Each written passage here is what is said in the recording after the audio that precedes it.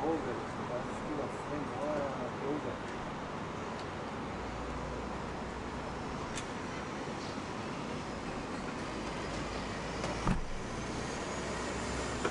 כמו להגעה ל-24 ציבור משהו משם ככה, מאוד רחוק, אבל אז אתה כאילו, אתה לא רואה את האזור הרלוונטי. אני בהגשה שהיא קצרה, זה הכל נורא מקושטש.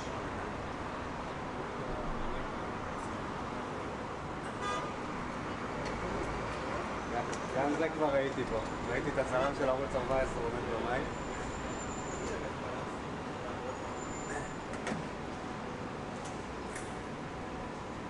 You saw from here an hour ago, something. Yeah, it's light, but we think it's light. Well. Yeah, it was a flare. Flare, exactly. Yeah. It was in Shlomi, we saw it. Yeah? We took time to understand what it was. 12 hours light and then...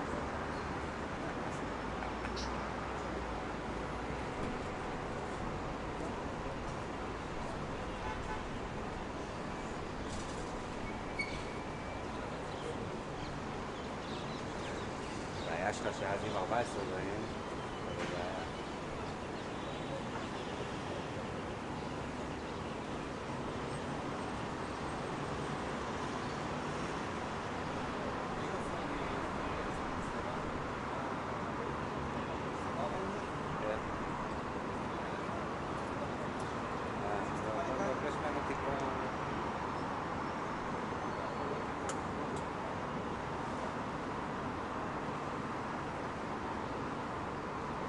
אם אתה צריך לבקש ממנו,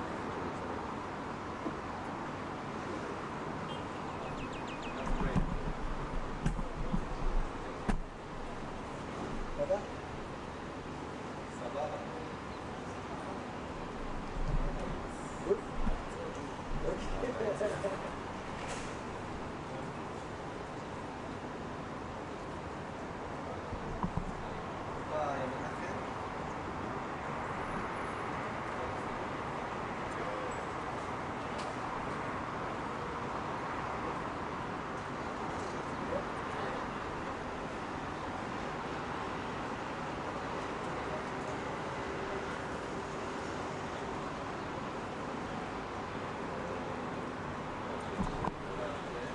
קצת חלום.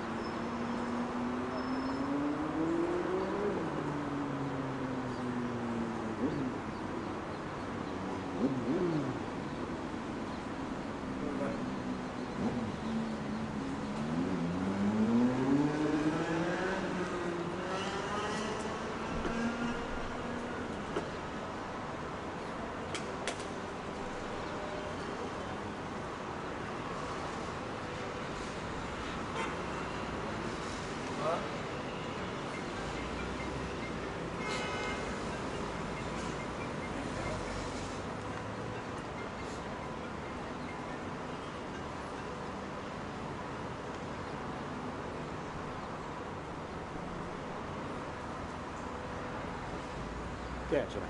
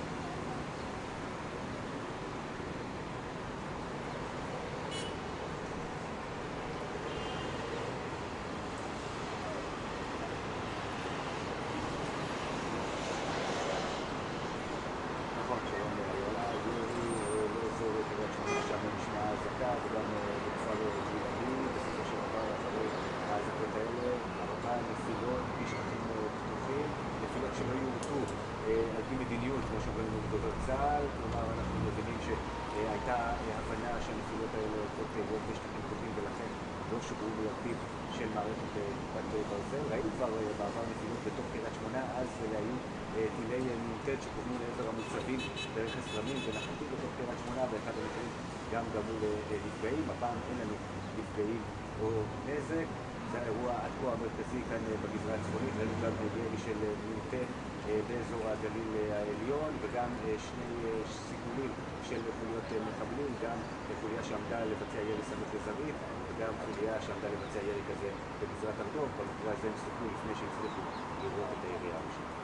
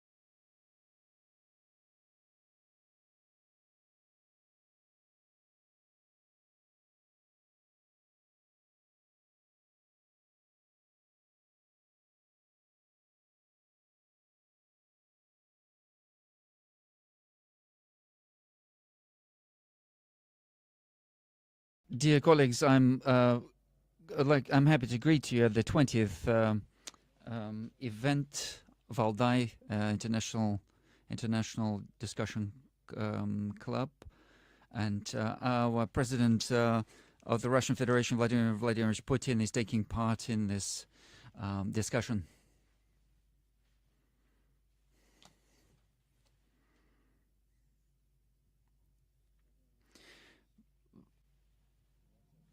Mr. President, we have the 20th meeting, so it's Valdai is 19 years old, and this meeting is the 20th meeting.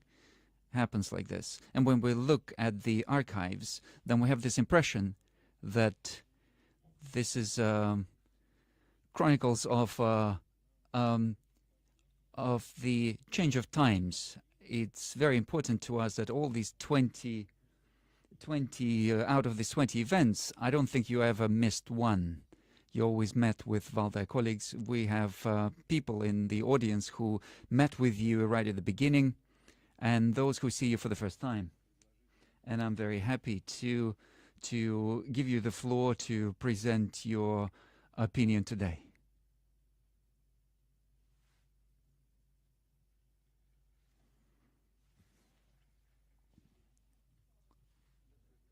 Thank you very much, dear participants of the plenary session, colleagues, ladies and gentlemen. I'm glad to greet you here at Sochi at the milestone 20th meeting of the International Discussion Club Valdai. Your forum traditionally gathered politicians and scientists, experts and activists from many parts of the world, and this emphasizes that this is a very popular platform. Discussion is always the reflection of important trends of the politics of the 21st century, and I'm sure that this tradition will continue. This will be done today, and this will continue. So we have the objective of creating a new world, and there are defining moments, defining stages, and we need intellectuals like you, and the role of you as intellectuals is great.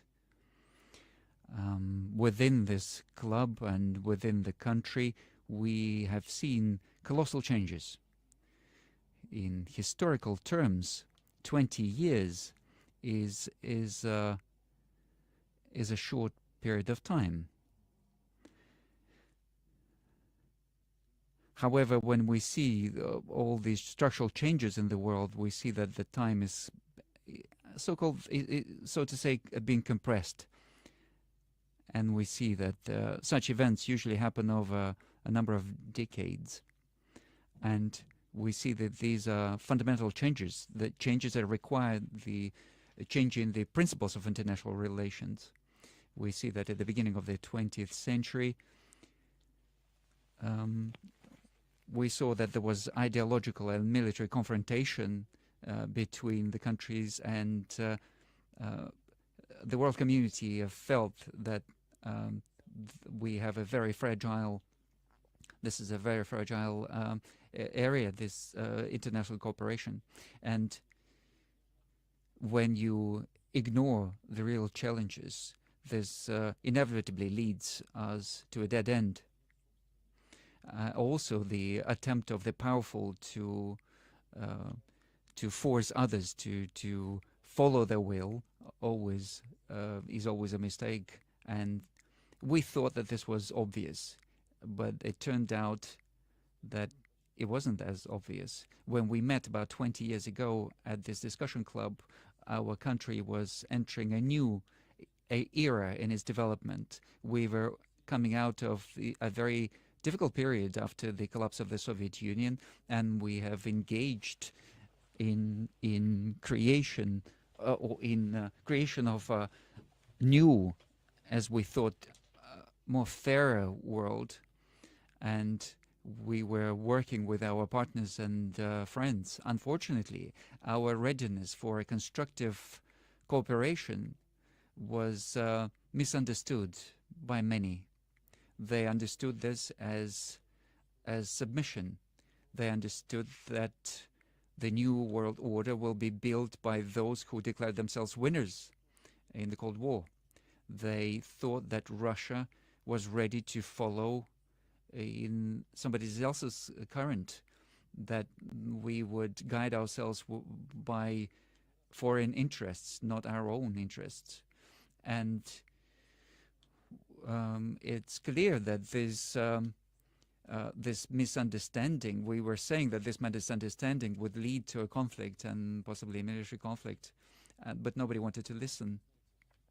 You know that arrogance of our Western partners was beyond everything.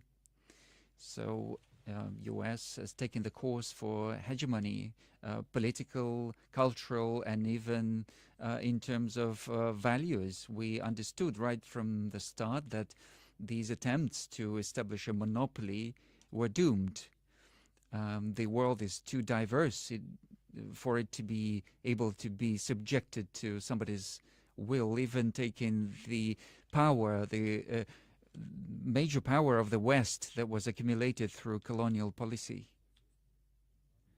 We see that a lot of your colleagues are not here, but they are not denying the fact that the wealth of the West was achieved through colonies. This is a fact. This level of development was achieved in many respects through robbing the rest of the planet. And you see that in the West there's a history of constant conquest, and it's a financial and military pyramid. They are subjugating somebody else's resources, human resources, natural resources, and so on.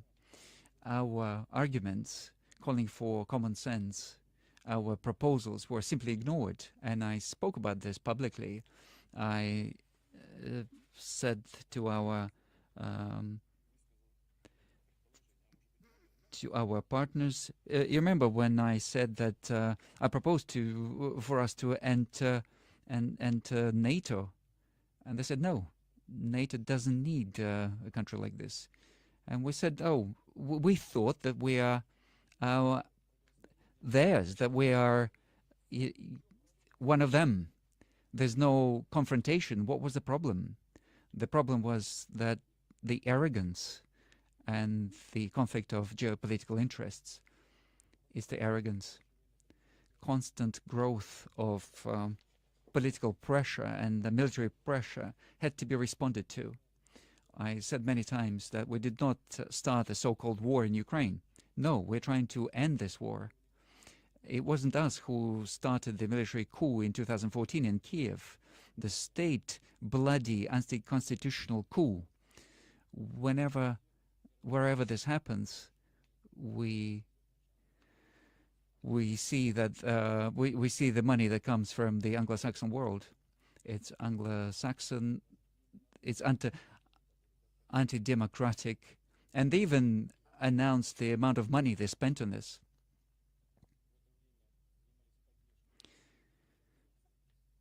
And we were supporting the Crimeans and those who live in Sevastopol. We were not trying to create this coup. We were not trying to threaten those who are in Crimea with ethnic cleansing. It wasn't us who were threatening bombing of Donbass. It wasn't us who were not allowing people to speak in their own mother tongue. They persuaded of millions of people who perceive the reality through media, and they have been conducting this war over a number of years against Donbass, and nobody was counting dead children in Donbass over these years. Nobody in other countries, especially in the West, was crying about those who were dead, who died in this war. The war that was started by the Kiev regime with the support of the West, and what was started by the West, and the special military operation was begun in order to end that war. And unilateral steps, whoever takes them, unilateral steps will always see a response. Action always leads to reaction. Any responsible state behaves in this way. A sovereign, independent state that respects itself. Everyone is aware that in international system where chaos prevails, where some parties declare themselves unilaterally right, and where the hegemon reserves the right to attack any country if it goes against its interests, we have to state that our counterparties in the West have lost the sense of reality, and they've crossed any borders. And I would like to say that this conflict in Ukraine is not a territorial conflict. Russia is the largest country in the world in terms of territory. We don't have any interest in terms of conquering any new territories. We've got a lot of lands to develop in Siberia and Far East. So this is not a territorial conflict.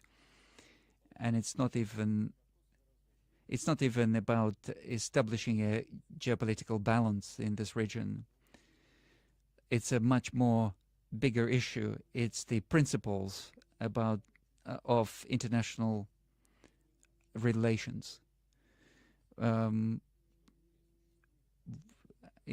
It's about understanding that there is an equilibrium in the world, that nobody is able to force unilaterally others to live in accordance with the hegemon's will.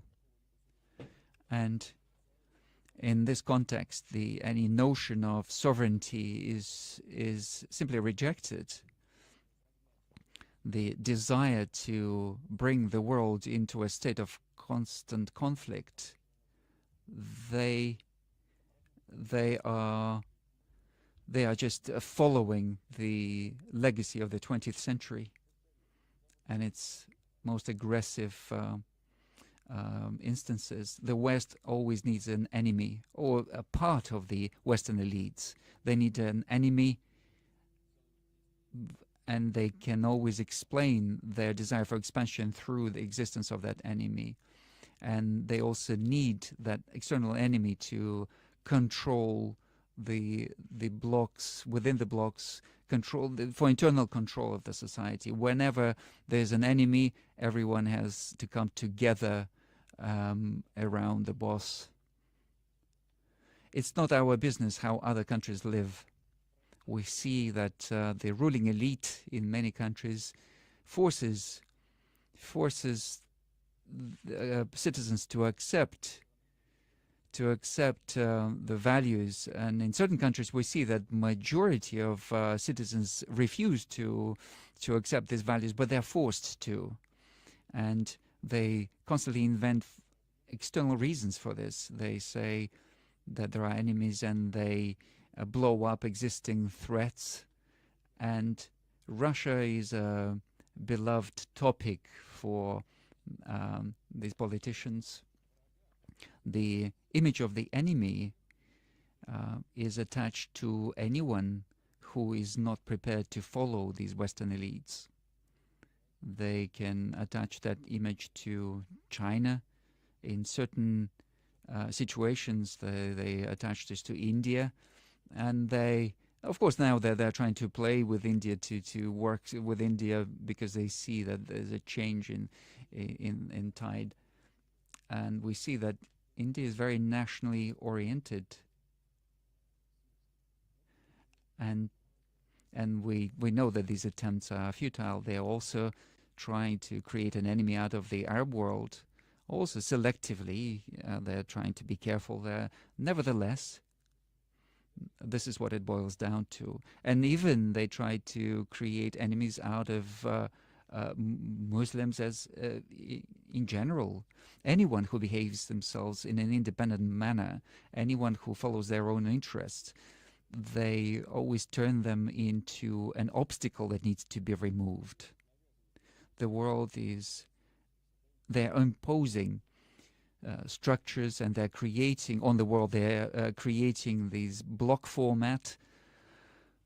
They are trying to expand NATO in Asia and Pacific and South Asia. They are trying to break an open and inclusive infrastructure of cooperation. So these are limitations of states for their own development, and force them to take on certain obligations. So this is just a stealing of a certain part of their sovereignty, and then certain solutions or decisions are being imposed on these countries in economic sphere and in defense and so on. And we see this between the US and Europe. I don't have to explain this, but if you want me to explain it, after this introductory word, I can expand on this. They're trying to replace international law with rules or codes. What are these rules? Who are they invented by? It's unclear. This is just nonsense. They are trying to implement in the consciousness of millions of people that you have to live according to rules. What rules? And if you allow our Western colleagues, especially from the US, they are arbitrarily setting these rules, and they are also teaching others how to behave, how to follow these rules. And they are presenting it in a very brazen way. It's just this manifestation of this colonial thinking. We constantly hear that you must, you have to. We are seriously warning you. Who are you? What right do you have to warn anyone?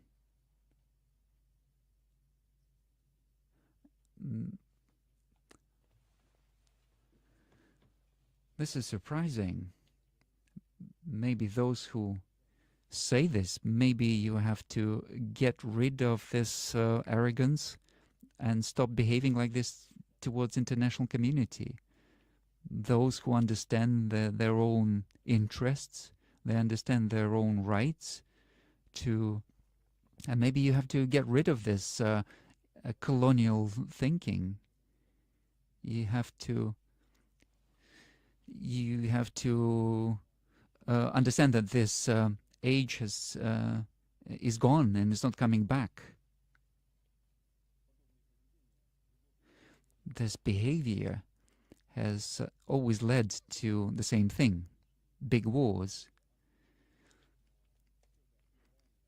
And there were always some justifications, even moral justifications for this. Today, especially, this is very dangerous because it is possible to destroy the whole planet. Manipulation of people's consciousness leads to dangers, and you have to come out of this vicious circle. And I understand that respectable colleagues, you get together here in order to find solutions. We see that our country has been characterized as indigenous civilization, and in such definition, we understand our own role in the world development. In our understanding, civilization is something that has many aspects, many facets, and there were many interpretations of our civilization. Colonial interpretation, and there's a notion of the civilized world, and somehow everyone has to follow this standard, the template, and those who disagree will be forced by a baton of an enlightened sir or enlightened master.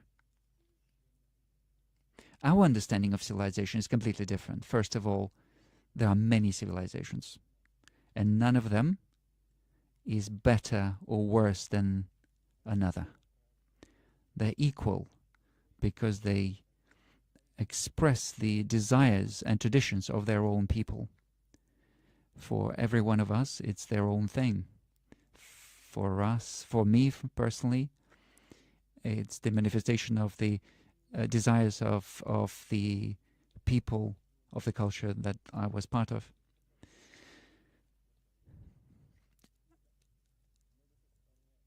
Civilization, the notion of civilization is something that has got many components in it.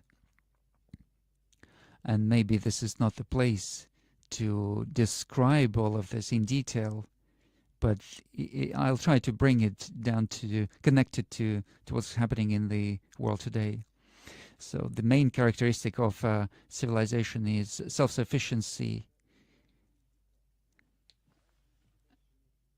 If each country is trying to develop its own way of development, and it's rooted in geography and historical experience in the ancient and modern history.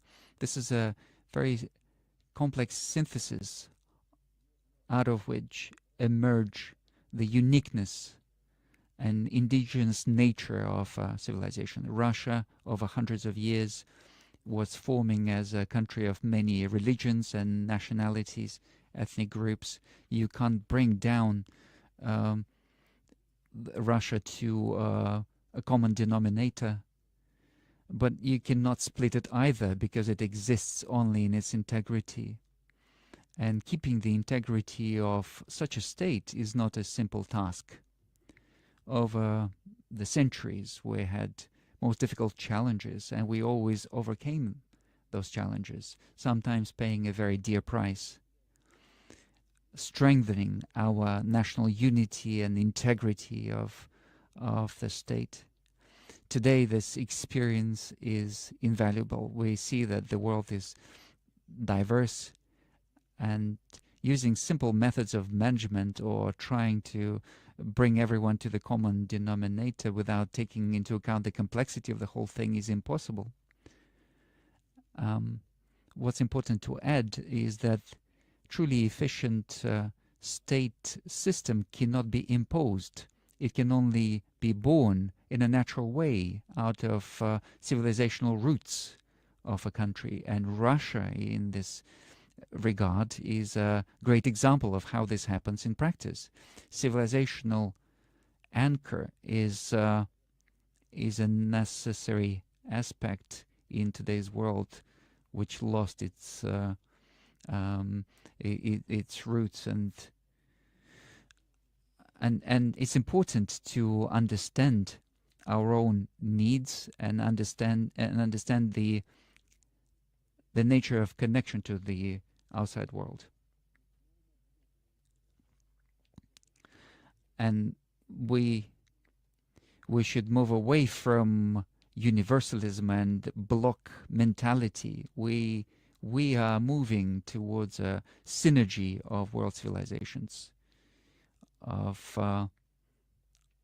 commonality of these civilizations. There cannot be one civilization for everyone.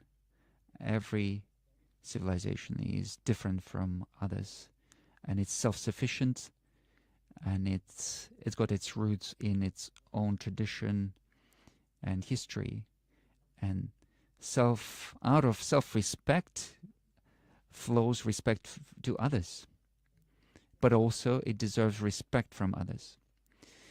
We are not imposing anything on others, but we are not allowing anyone to impose anything on us. And if everyone sticks to this principle, this will allow for harmonious coexistence.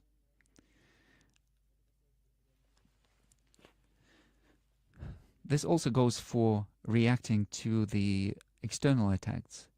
And what's more important is supporting internal harmony and stability. We see that international field today, field of international cooperations is very unstable today. And of course, civilization cannot be betrayed. Betrayal is also a path to chaos. We always try to propose decisions that would take into account interests of everyone, but our counterparts in the world, in the West, seem to have forgotten that things like compromise and mutual understanding actually exist. Their only intent is to force, using any means, their own interests. If this is their choice, okay, we will see what comes out of it.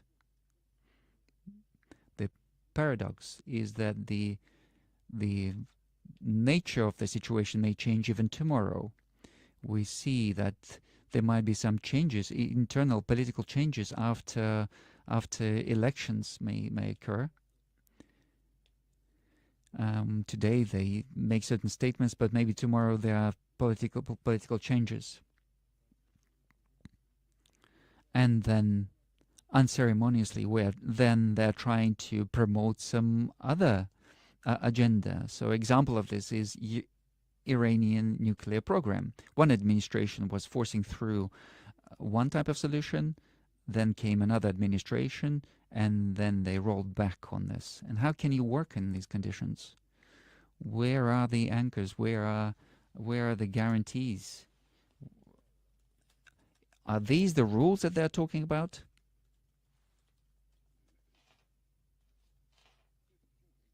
Why is this all happening? Why is nobody concerned about this?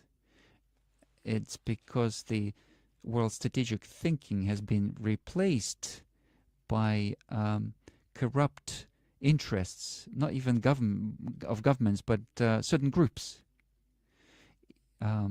It's the political elites who are irresponsible, who do not have any shame and do not believe that they're responsible for anything.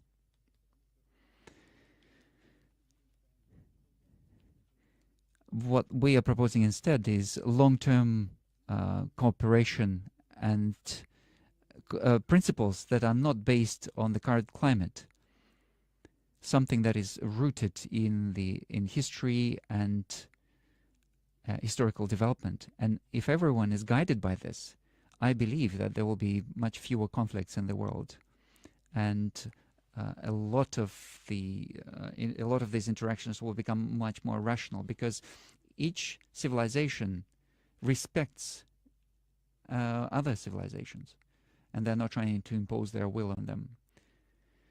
I've read the report that was prepared by the club for today's meeting, and it said that everyone is trying to understand the image of the future, and of course this is understandable, especially for intellectuals in the age of cardinal changes. When things are changing dramatically, we need to understand where we are going, where the world is going, and of course the future is created today in front of our eyes by our own hands.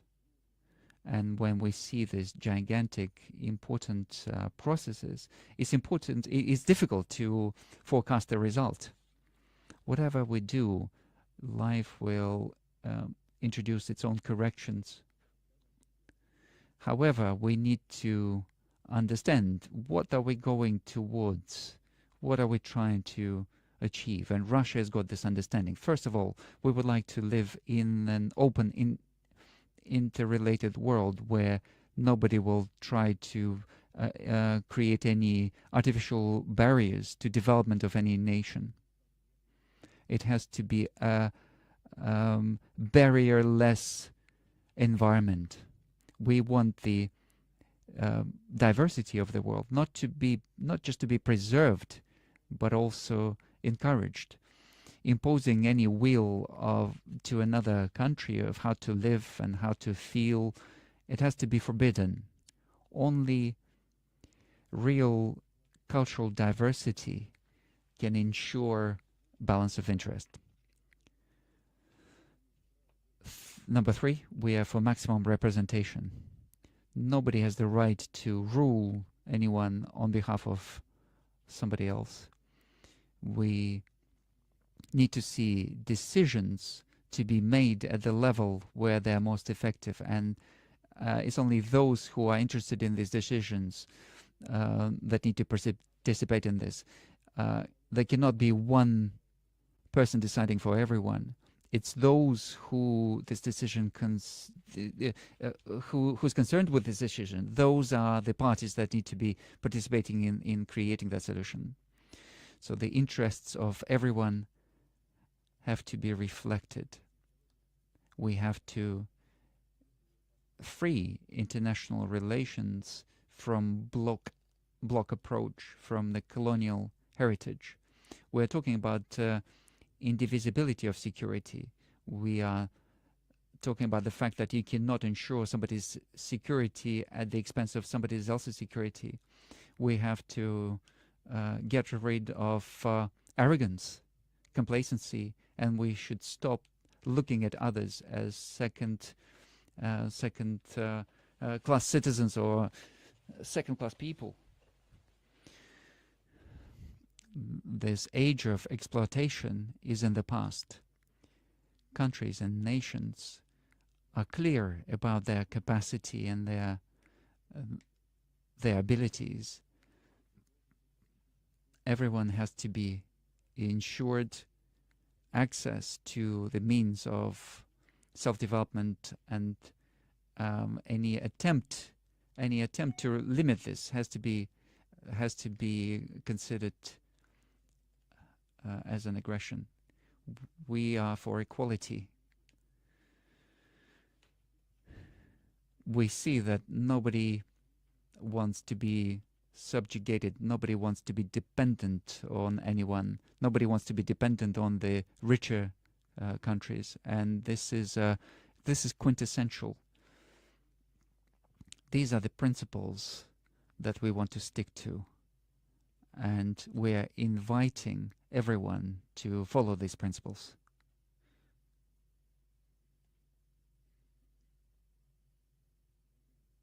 Dear colleagues, Russia has always been and is one of the countries that is open to cooperation, and we are going to oppose very strictly to those who want to impose their will. And we believe that pragmatic approach and common sense will prevail, and multipolarity and the multipolar world will be established. And at the end, I would like to thank the organizers of the forum for thorough, high-quality work, and I would like to express my gratitude for your attention to every participant of this forum.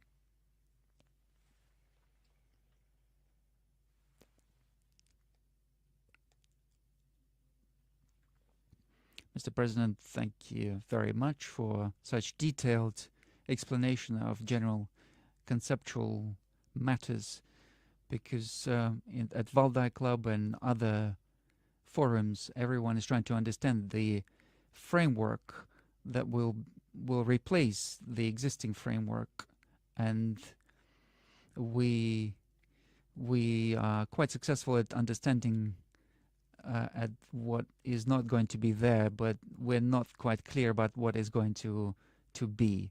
And in addition, maybe as a follow-up of your presentation, this important aspect of civilizations and civilizational approach.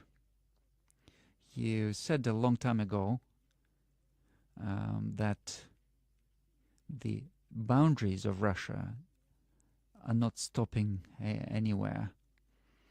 If they're not stopping anywhere, then we can't even talk about civilization, because then the civilization doesn't have any boundaries.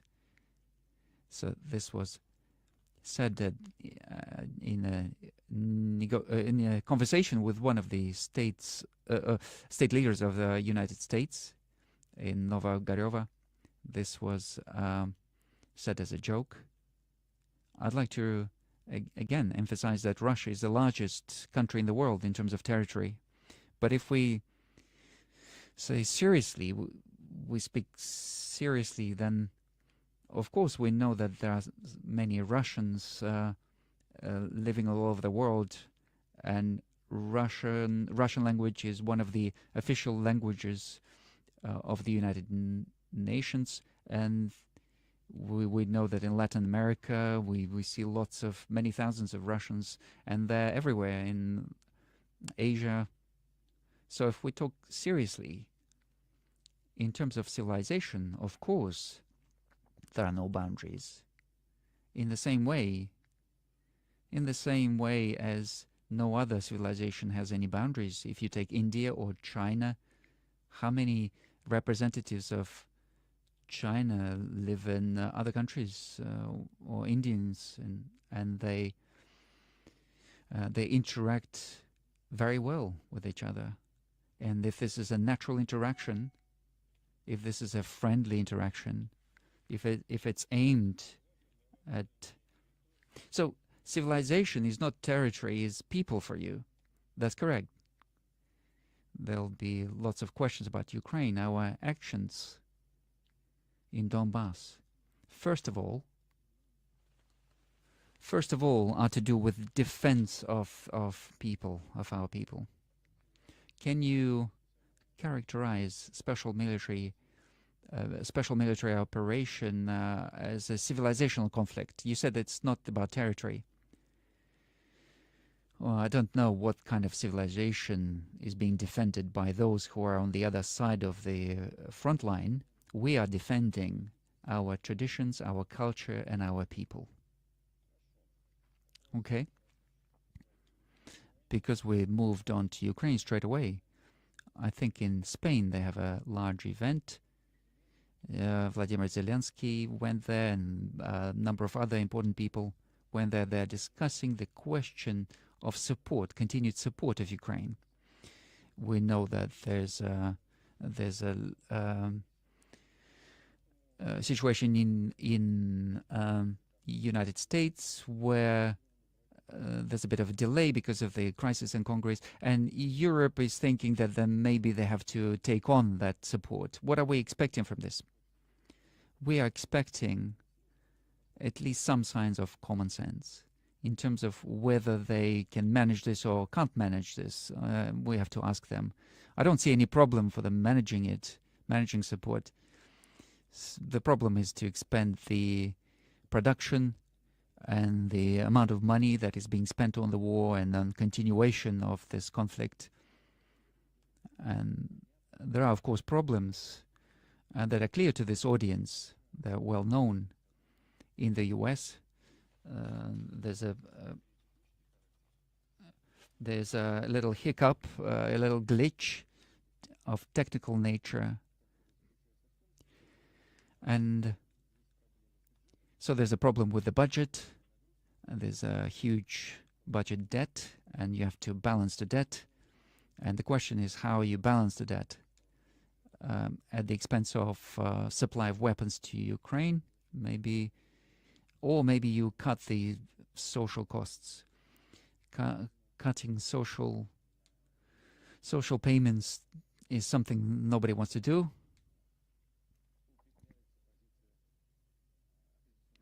Because this is how opposition parties establish themselves and strengthen their position. But ultimately, they'll find the money, they'll print the money.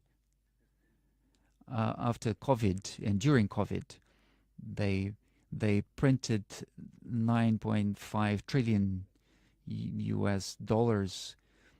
Wouldn't be a problem. It wouldn't be a problem for them to print more money and just spread it all over the world and create food inflation. As for Europe, the situation is a bit more complicated. In the US, we see the growth of economy. We've seen that over the last period. 2.4%. In Europe, things are much worse. In 2021, the growth was 4.9%, and this year it's going to be 0.5, and it's at the expense of the southern countries, Spain and Italy.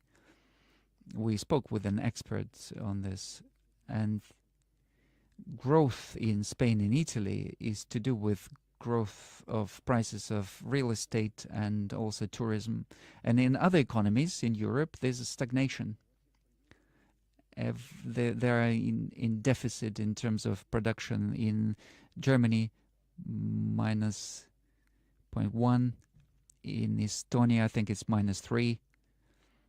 Holland, Austria, they've got negative trends, especially negative trends in terms of industrial production.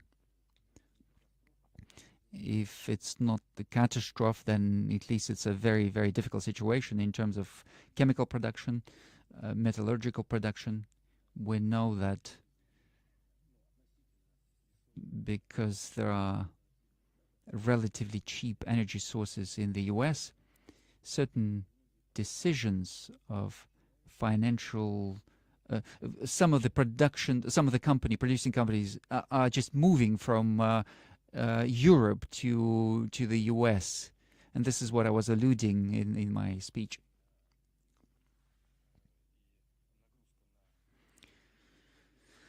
So the burden on the population of European countries is growing.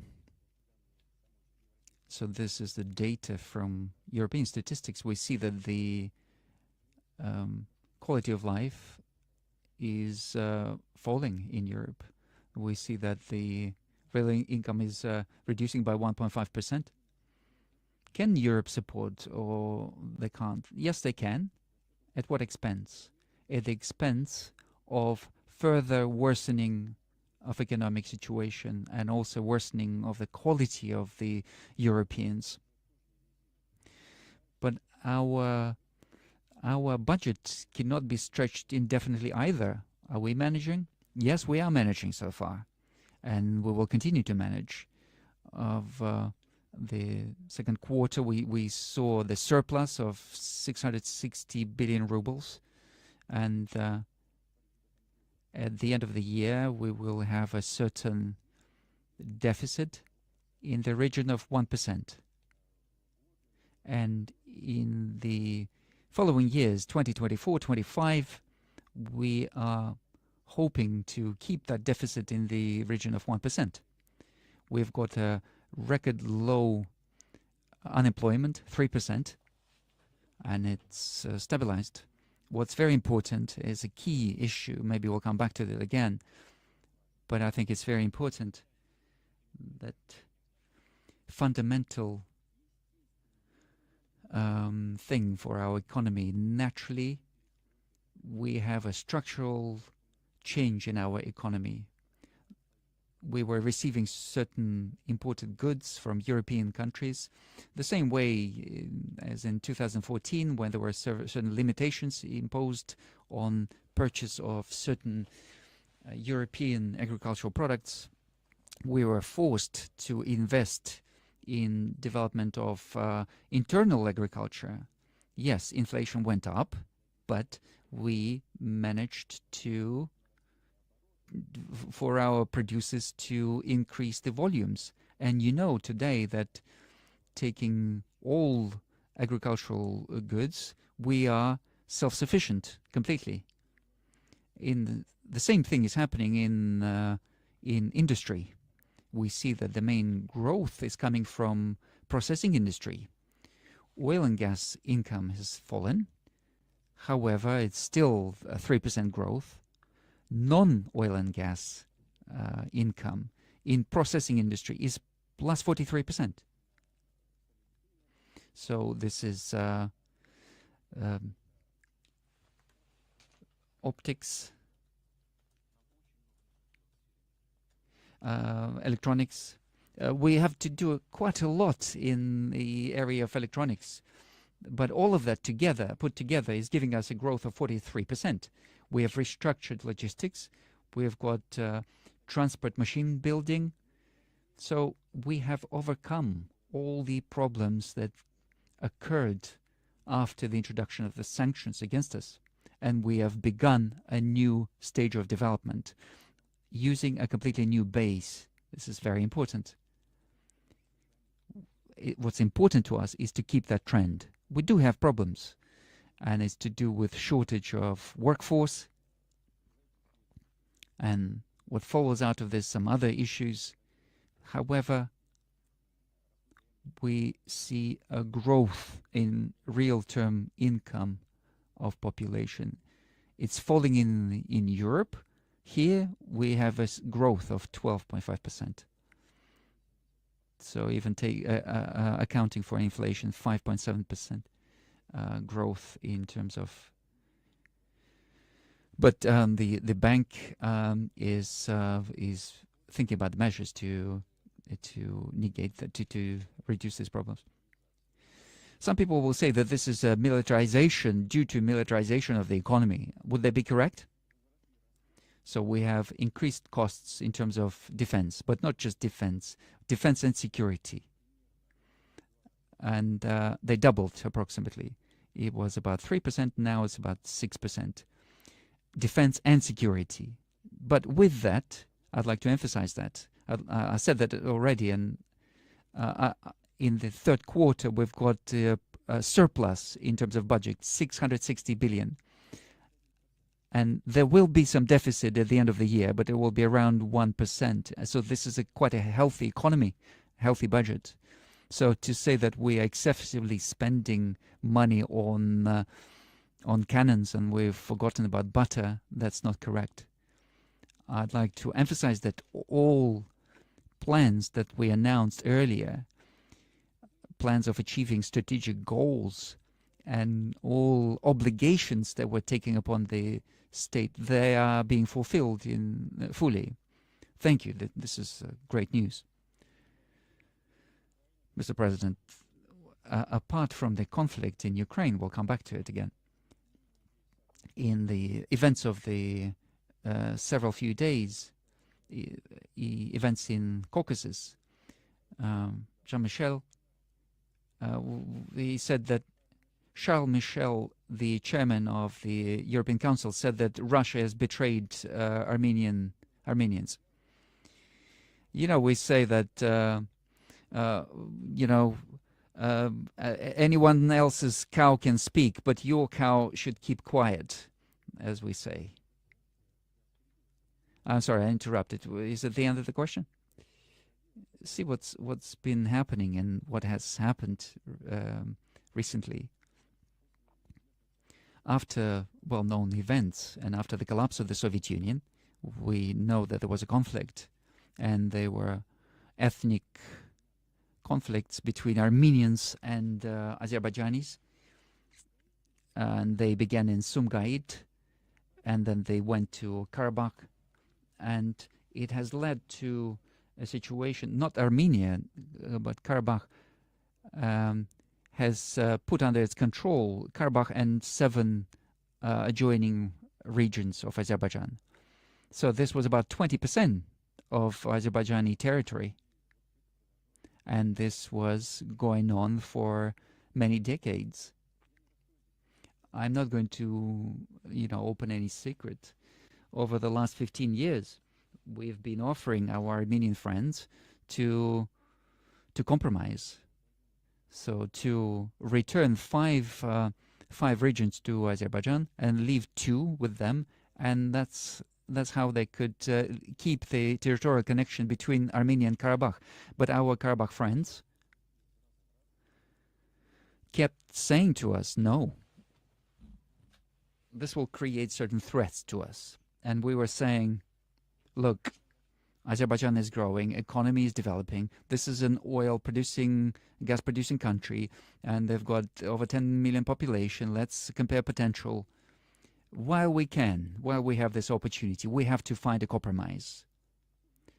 We are confident from our side. We will conduct a meeting in UN Security Council, and we can create this natural Lachinsky corridor, and we can guarantee the safety of Armenians living on this territory. And they said, no, we can't agree to this. What are you going to do? We're going to fight. Okay. So ultimately, it has come to military confrontation. In 2020, I proposed then too to our friends and colleagues. Aliyev, I think, will not be offended, but I'll say that at some point there was an agreement achieved that Azeri military would stop. And honestly speaking, I thought that this was resolved.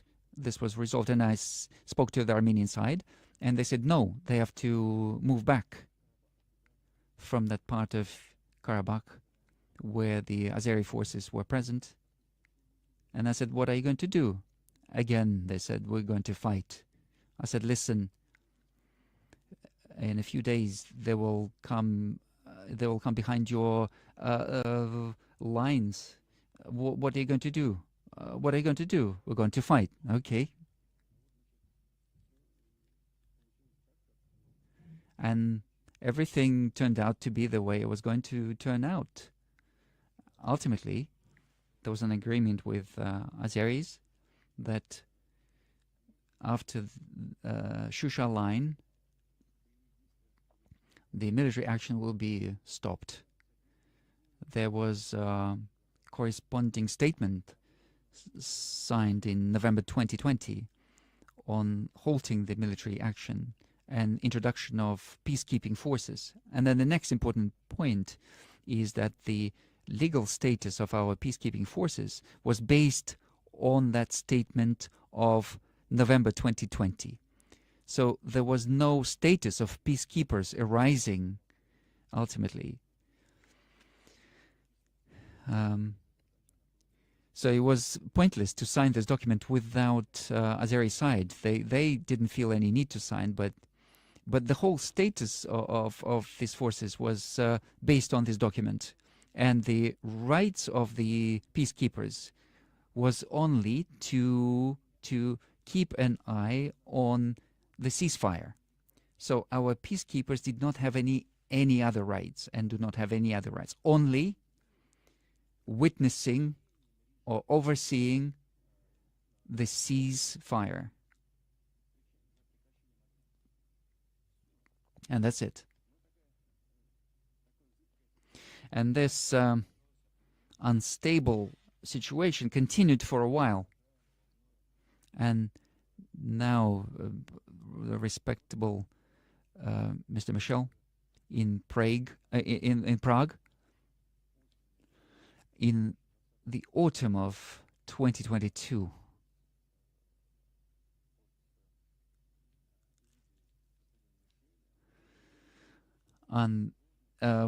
with the oversight of Mr. Michel and President Macron and Scholz, leaders of Armenia and Azerbaijan got together and they signed a statement out of which flowed the fact that Armenia has recognized Karabakh as part of Azerbaijan Republic. Moreover, the heads of delegation, Armenian delegation, they directly called the territory of Azerbaijan, stated it in square kilometers, which included Karabakh, and they emphasized, they recognized sovereignty of Azerbaijan, on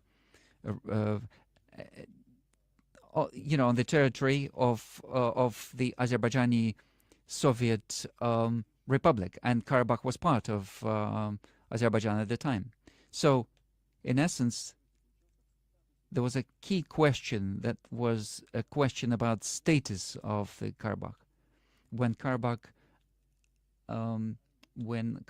announced its independence, Nobody recognized its independence, including Armenia, which was strange to me, but they did not recognize the independence of Karabakh. But then in Prague, they recognized that Karabakh belonged to Azerbaijan. And then at the beginning of 2023, they repeated the same thing at a similar meeting in Brussels, just between us. Well, maybe between us is a strong word. We weren't told about this. I knew about this from the press. And Azerbaijan always believed that Karabakh was part of their territory. But having established the status of Karabakh as part of Azerbaijan, Armenia has changed, in essence, its position. And after the meeting, President Aliyev came to me and said, look, you see, everyone recognized that, the fact that Karabakh is ours. And your peacekeepers are on our territory. So even the status of our peacekeepers has changed after it's been recognized that Karabakh is part of Azerbaijan. Your military is on our territory, he said. Let's negotiate their status on bilaterally now. And Pashinyan confirmed. He said, yes, now you have bilaterally to agree the status of this military. So Karabakh was gone. Whatever you say about this, this was the key issue, the status of Karabakh. Everything was circulating around this question over the last decade, and it was resolved by Armenia. Karabakh passed on to Azerbaijan, and so this was the state. This is the position of Armenian state. What do we have to do with this? What can we do?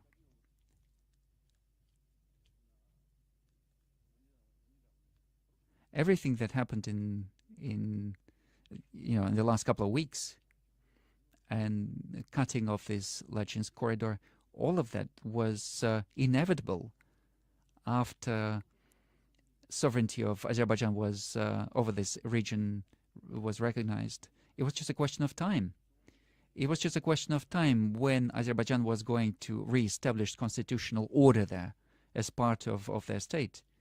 How can you react to this? How else can you react to this? Armenia recognized this. What do we have to say? Do we say we don't recognize it? This would be nonsense. So I think it would be incorrect for me to talk about the nuance of our conversations. But what happened in recent days or recent weeks, this was inevitable. This was a consequence of what had been done in Prague and Brussels. So Mr. Michel and his colleagues needed to think when they were trying to persuade them. I don't know whether they were trying to persuade them. When it looks like they did, when they were trying to persuade Pashinyan to take that step, they should have thought altogether about the fate of Armenians in Karabakh. Maybe at least they could write something down, what is expecting them in this situation. Maybe some order of integrating Karabakh into Azerbaijani state. Maybe some order of establishing or ensuring their rights and so on, or safety. Nothing is of that nature is included. It just says that Karabakh is part of Azerbaijan. What are we supposed to do if Armenians have decided that themselves? We've used everything that we had in terms of legal means in order to ensure humanitarian part of this. You know that our people died there. They were protecting the Armenians of Karabakh, our peacekeepers. And we were providing humanitarian support, medical support. We were ensuring their exit from there. And if we come back to our European so-called colleagues, maybe they should send some humanitarian aid to help these poor people who had to exit their lands from Karabakh. Maybe they'll do this, but generally that we have to think about the long-term fate of these people. Is Russia ready to support these people? We were supporting them. We had people dying there, protecting, covering them, and ensuring humanitarian support. You see that the refugees came to the camps of our military peacekeepers there, women and children mainly. They came to get protection. And of course, Armenia is still our ally. There are certain humanitarian issues, and of course, we are prepared to discuss them, and we're prepared to provide support and help to these people. But I've just explained to you how these events developed in brief. This is the essence. Another nuance in this relation, those who were managing things in Karabakh are being removed now by Armenian state. Vardanyan, for example, one of those who's well known in Russia, he refused the citizenship. Can we call upon Azerbaijan to have some humanitarian approach to this? President Aliyev kept ensuring me that he would ensure security and rights of Armenian population of Karabakh. But now there are no longer Armenians there. They just left there. It's maybe 1,000, 1,500 people. They just left. There's no Armenian population left in Karabakh. As for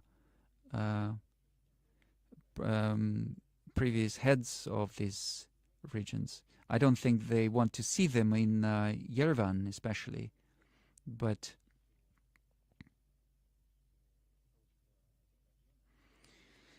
I'm hoping that the heads of Azerbaijan, when all these issues of territorial integrity have been resolved for the country, I'm hoping that they will take a humanitarian approach, a very human approach. Colleagues, please. Any questions, please? Those who want to ask any questions. Eventually, one of our veterans at the forum. Thank you very much. Eventually.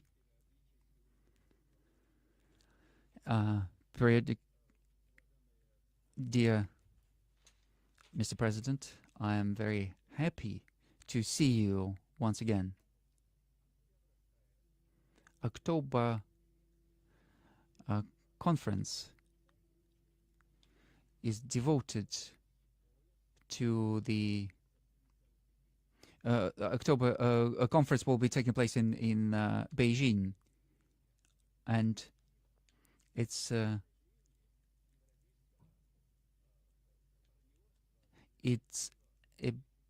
about the initiative of Eurasian cooperation.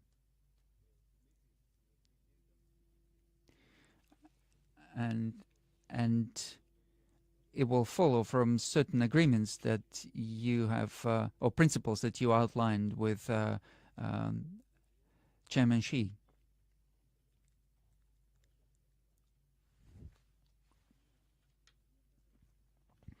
We have come back to this topic many times, and some people are trying to sow a seed of doubt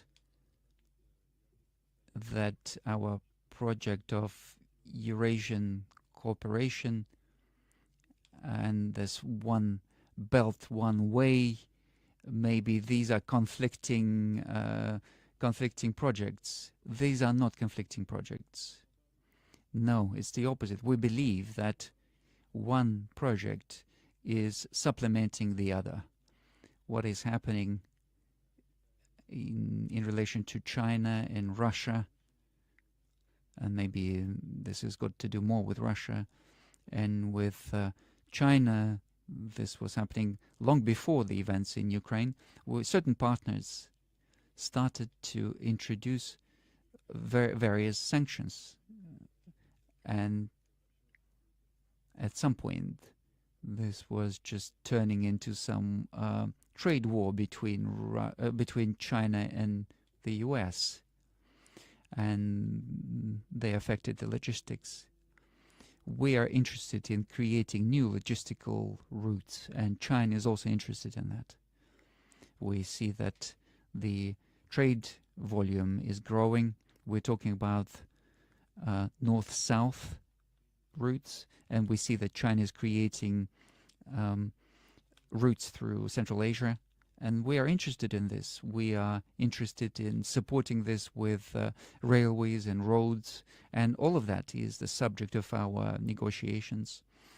And this is number one. Secondly, all of that is supported by the real sector. We are supplying necessary goods to China. China is supplying certain goods to us, and we are establishing such chains, logistical chains and production chains, which reflect the objectives for China that were determined by Chairman Xi. And this also is to our benefit. One complements the other. I'm not going to list all the projects. There are many of them. And we built a bridge, and then there's a logistical hub. We are developing these relations in the field of real production. All of that is the subject of bilateral negotiations, and also these are the subjects of multilateral conversations in the area. I'd like to emphasize this again. I would like to point out that all of that work was not aimed against anyone. This has got a creative basis, positive nature for us, for China, and generally for the world. Thank you.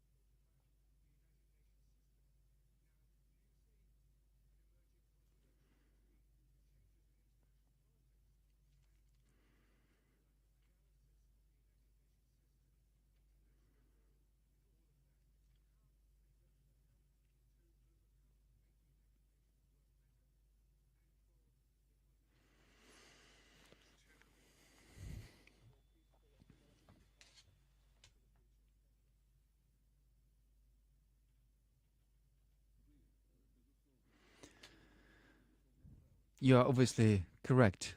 There's a certain contradiction between the frameworks that were created by the winners in the Second World War in 1945 and the conditions that have changed in the world as of today.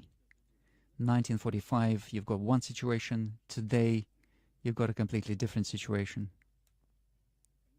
And of course, these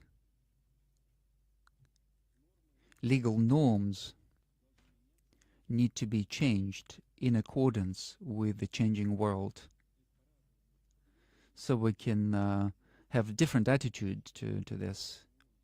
We could say that United Nations and modern international law that is created on the basis of the statutes of the United Nations have become obsolete, and they need to be removed, and something new needs to be created.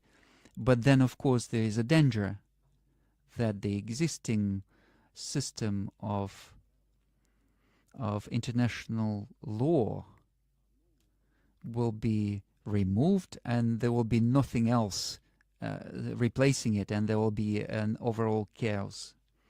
And in any case, there's a chaos, but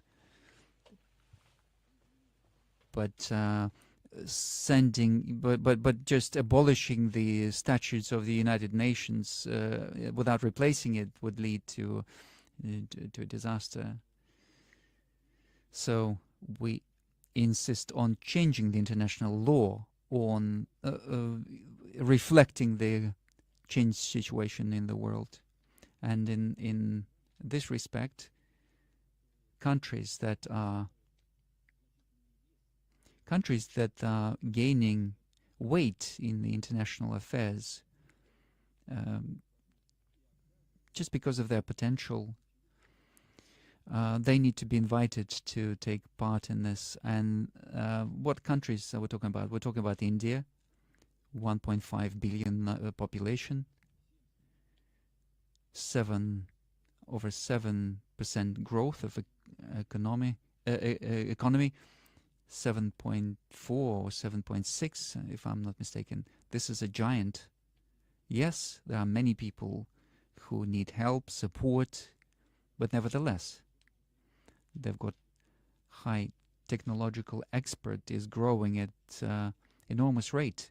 It's a very powerful country, and it's growing stronger and stronger under Modi. Brazil in Latin America, huge population, huge influence. South Africa, how can you not take into account their opinion?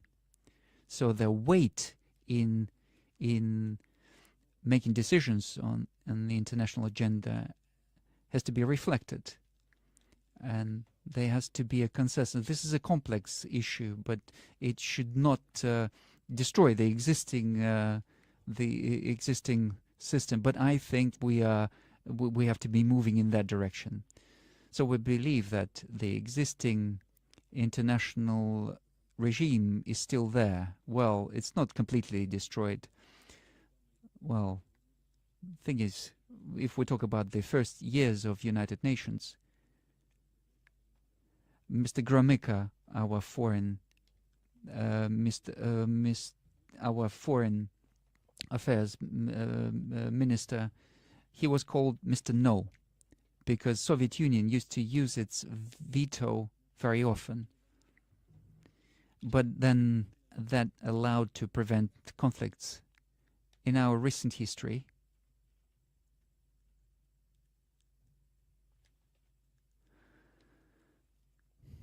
especially, this was current in the first Yugoslavian crisis, when without any sanctions they started to bomb Belgrade without any pity. They even hit the Chinese embassy there. Where was this international law? And they said, oh no, that there's no such international law, it's obsolete. Why? Because they wanted to act without any reference to it. And then when Russia started to take certain actions, they started to say, oh, this is horrible, Russia is violating international law. Unfortunately, there were always attempts to adjust international law to their own needs. This is not great. This is very bad. And my concern is only that if this is abolished completely, then there will be no anchors, nothing to to base ourselves around. But we need to change those because the world has changed.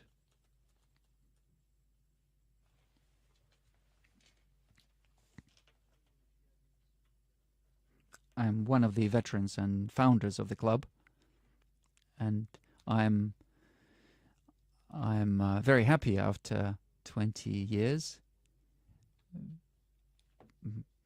We would say that it's much better now than it used to be. Thank you very much for your participation. As for more fun, I'm not sure. I think it's quite a bold statement. Yeah. Well, it may be fun for you, but not so much for me.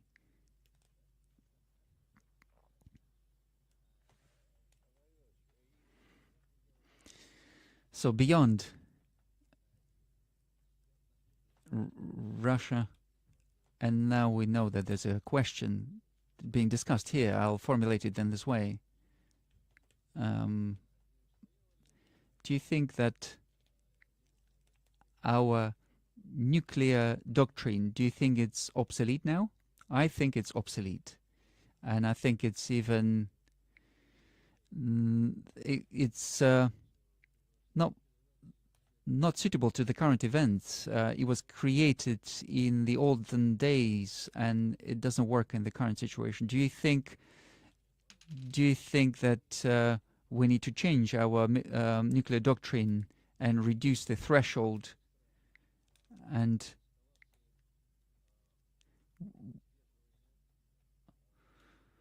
so this containment approach is old. So they're directly saying, they're very brazen, our opponents. They're directly stating that because you've got this doctrine, we're going to continue this aggression. This is one question.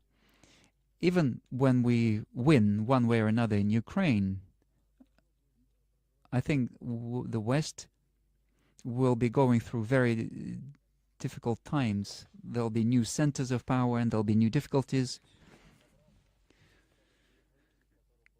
We will need to put back that fuse into that nuclear weapons that was holding everyone back.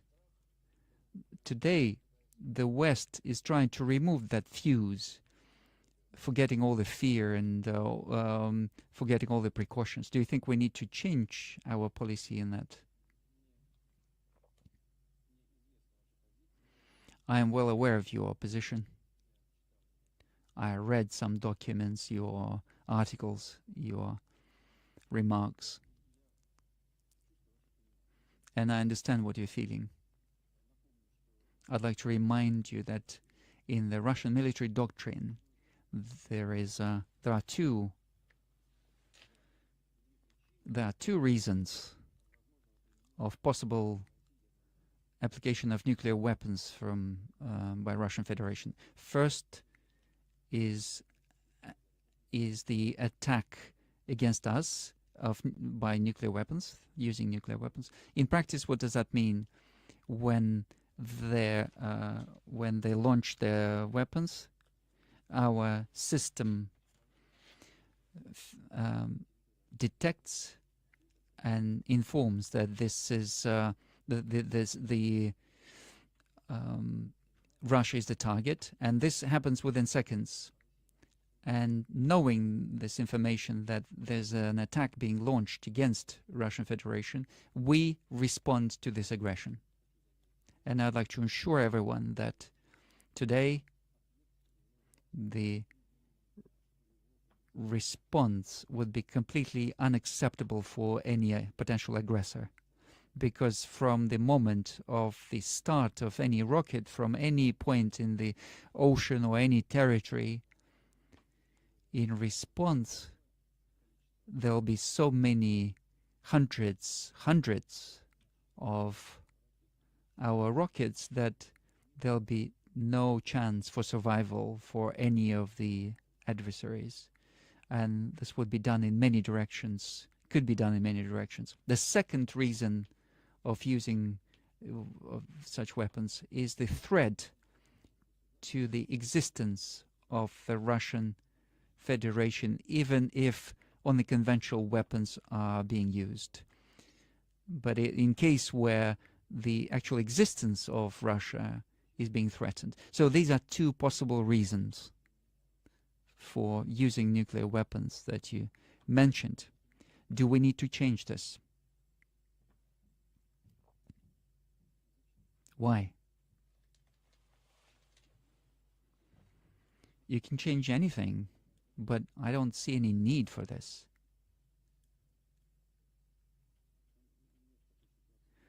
There's no such situation where something was threatening the existence of the Russian state.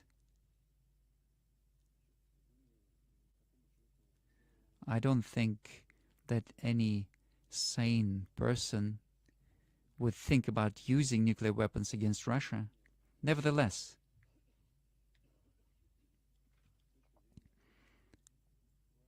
your point of view and point of view of other experts, people who are very patriotic, who are very passionate about what's going on within the country and around the country, those who are worried about what's going on at the front line in Ukraine. We understand all of that, and we are following very closely your point of view, and we respect it, but I don't see any reason for changing our concept. And our potential enemy knows about this. It knows our capabilities. Another thing is, for example, I hear that there are calls to start testing nuclear weapons, to come back to testing of nuclear weapons. Here's what I'd say here. United States have signed a document, a corresponding document on banning the nuclear tests, and Russia signed it and ratified it. United States signed it but did not ratify it. Now we practically finished the work on modern strategic armaments. I announced this several years ago. We have conducted the last successful test of Burevestnik. It's a rocket of global reach with a nuclear load. We have finished our work on Sarmat, which is a super heavy rocket. The question is that we have to simply go through certain bureaucratic procedures to complete this, and we have to move on to its mass production and putting it on military duty, and we will do that within a very short period of time. As a rule, experts say that new weapons, we have to make sure that the military payload works without fail, and we have to test. And I'm not prepared to say whether we need to test it or not, but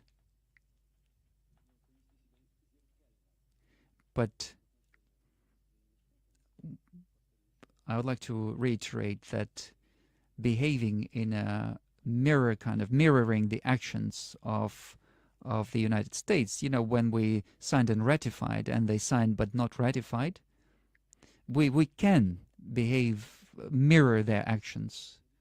This is a question for our Duma. In theory, we can recall that ratification, and this would be quite sufficient if we did that. In the West, there are people stating quite openly this position that the support of Ukraine, active support of Ukraine is connected to the fact that Russia has been responding in a has not been responding convincingly to the escalation. I don't know whether it was convincing or not, but starting from the beginning of this counteroffensive, as so-called, just from the 4th of June, Ukrainian military have lost over 90,000 people. So these are sanitary and irreplaceable losses. Almost 1,900 armored vehicles. And we have our own understanding of how things are progressing. We understand what we need to do, where we need to add things, and we are confidently moving towards achieving our goals. And we will achieve these goals. We will realize those objectives.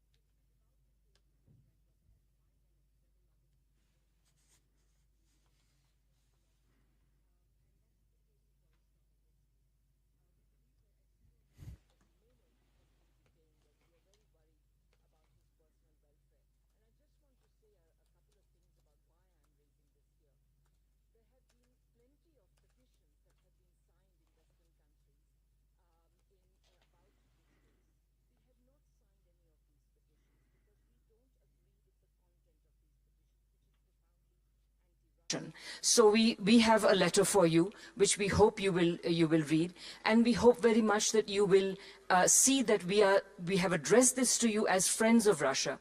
Indeed, we found ourselves also in a bit of a quandary because we do not agree with the position our dear friend has taken, but we also remember how much we have learned from his formidable knowledge of Russia's history and his formidable commitment to Russia. So we just appeal to you that you take a personal interest in this case. Thank you.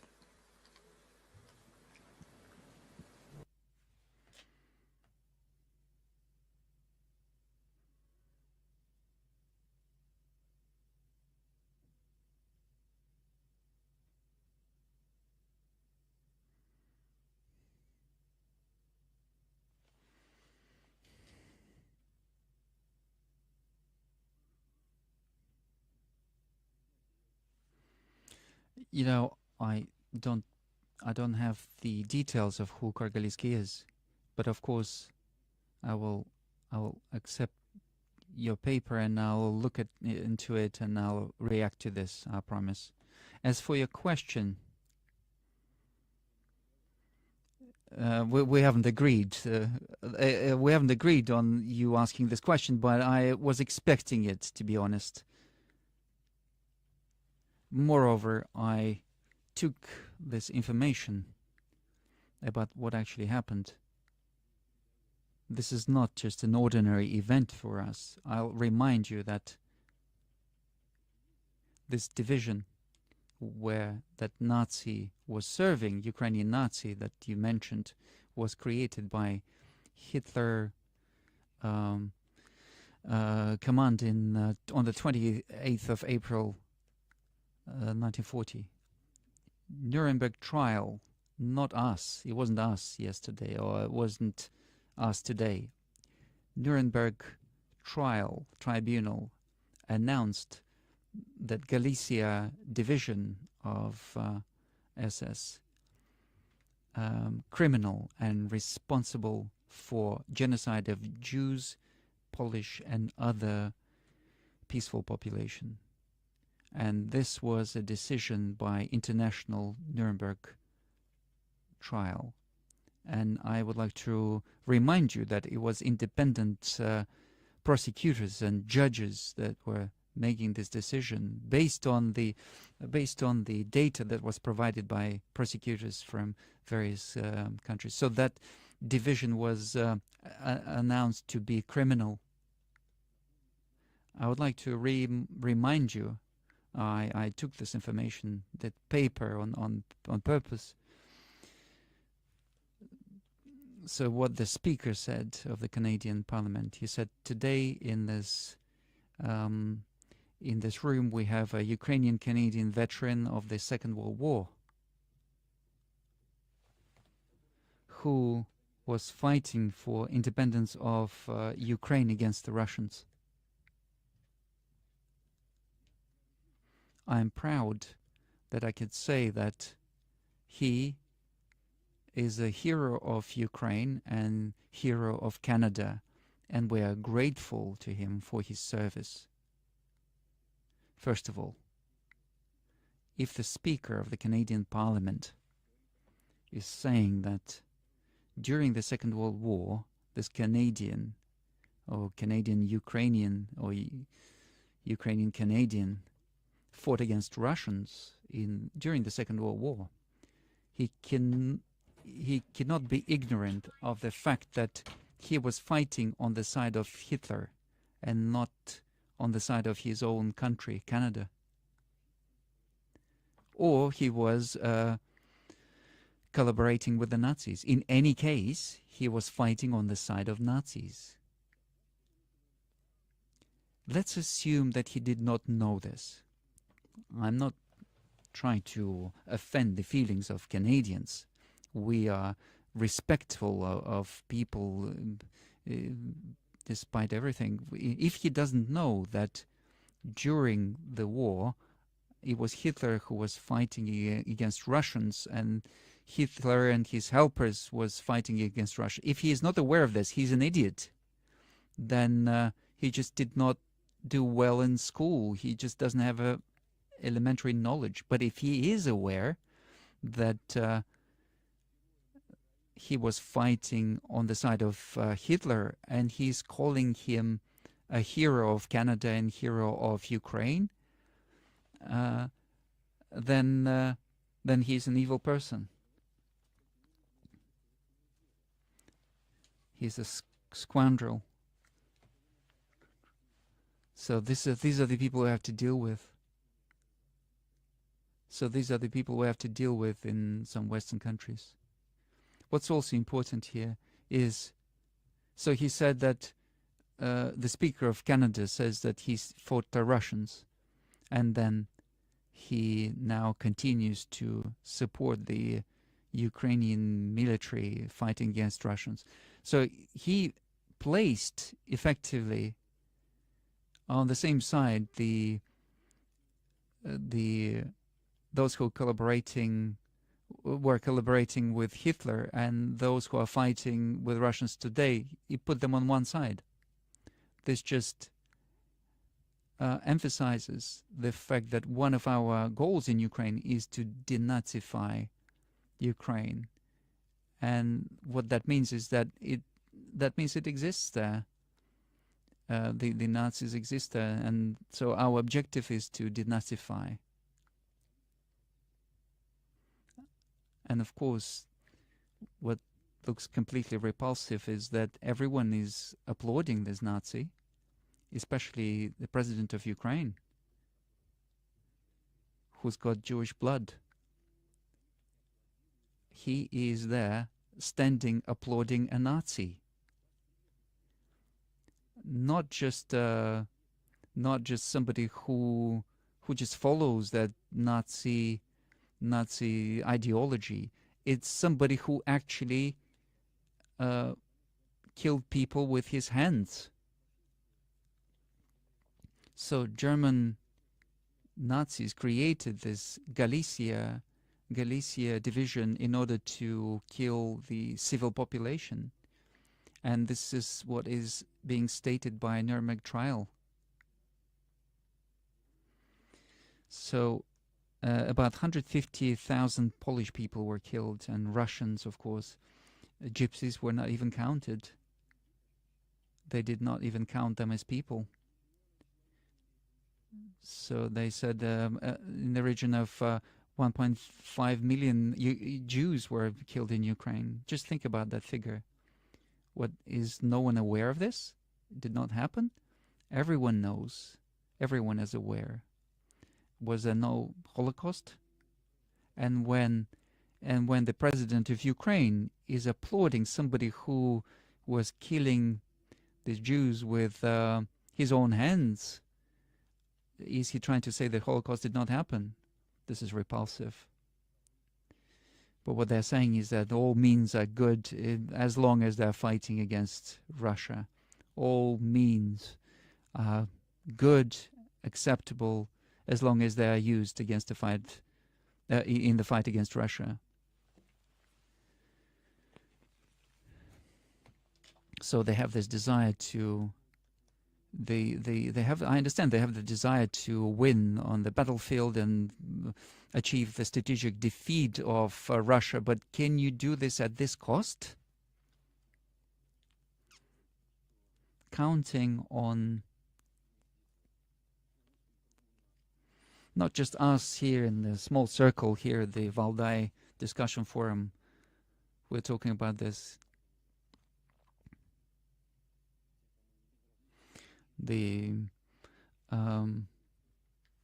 I'm hoping that organizations and forums, those who are not indifferent to the future of humanity, they should form their opinion about this and express their opinion about this. Thank you. Gabor Stier, I saw you somewhere and then I lost you. Okay. I'm from Hungary, Gabor Stier.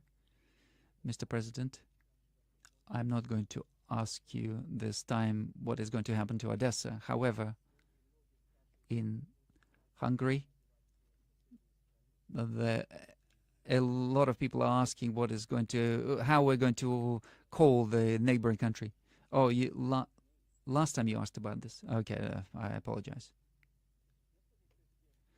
Mr. President, I know that you are interested in history, and for this reason, I would like to come to today's reality from this point of view.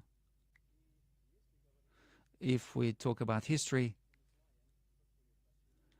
we know what significance for development of Russia had the opening of the window to Europe and the European part of Russian identity. Of course, Europe is in decline at the moment, and it's doing everything. They're doing it, but it's difficult for me as European. But it's difficult for me as a European to hear that we should bomb with nuclear bombs some European cities. What does Europe mean to Russia at the moment? what does Europe mean to Russia today? Is Russia going to turn away from Europe completely? Do you think that it would be a mistake to close that window? And if we are talking about history,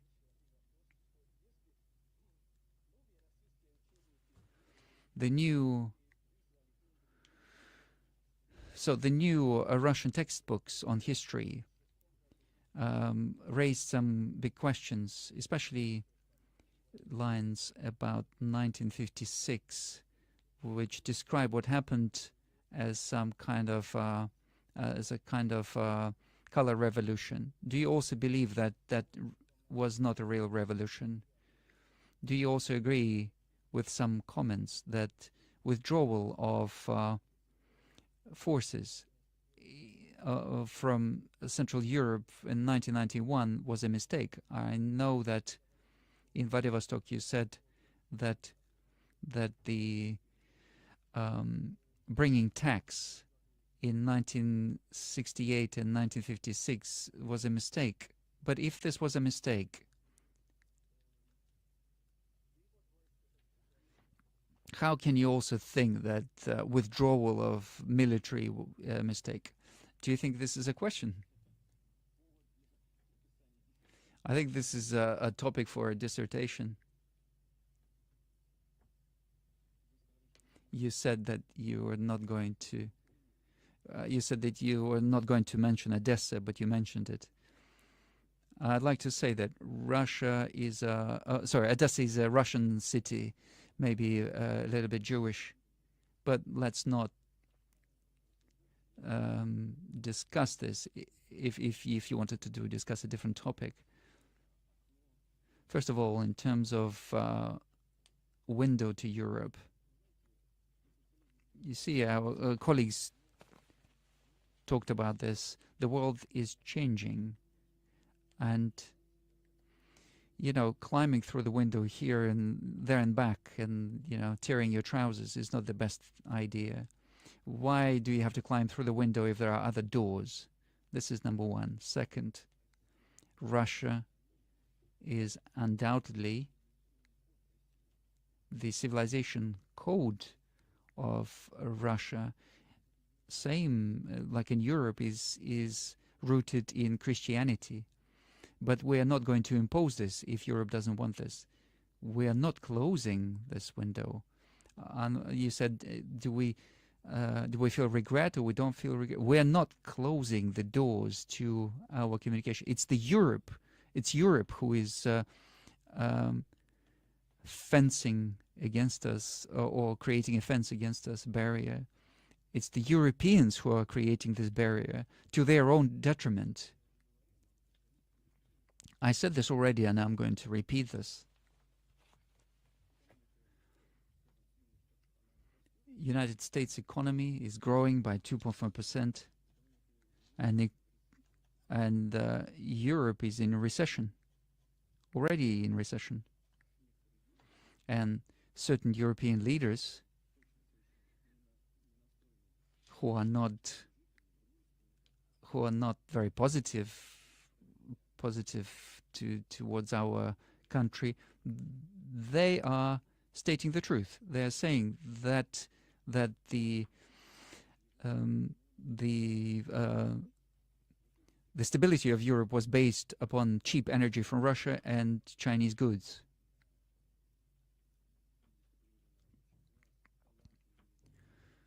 And of course, they've got very talented working people, and that's of course there. But then there are certain key factors of success that Europe is refusing. I mentioned this before. Sovereignty has got many vectors, many dimensions.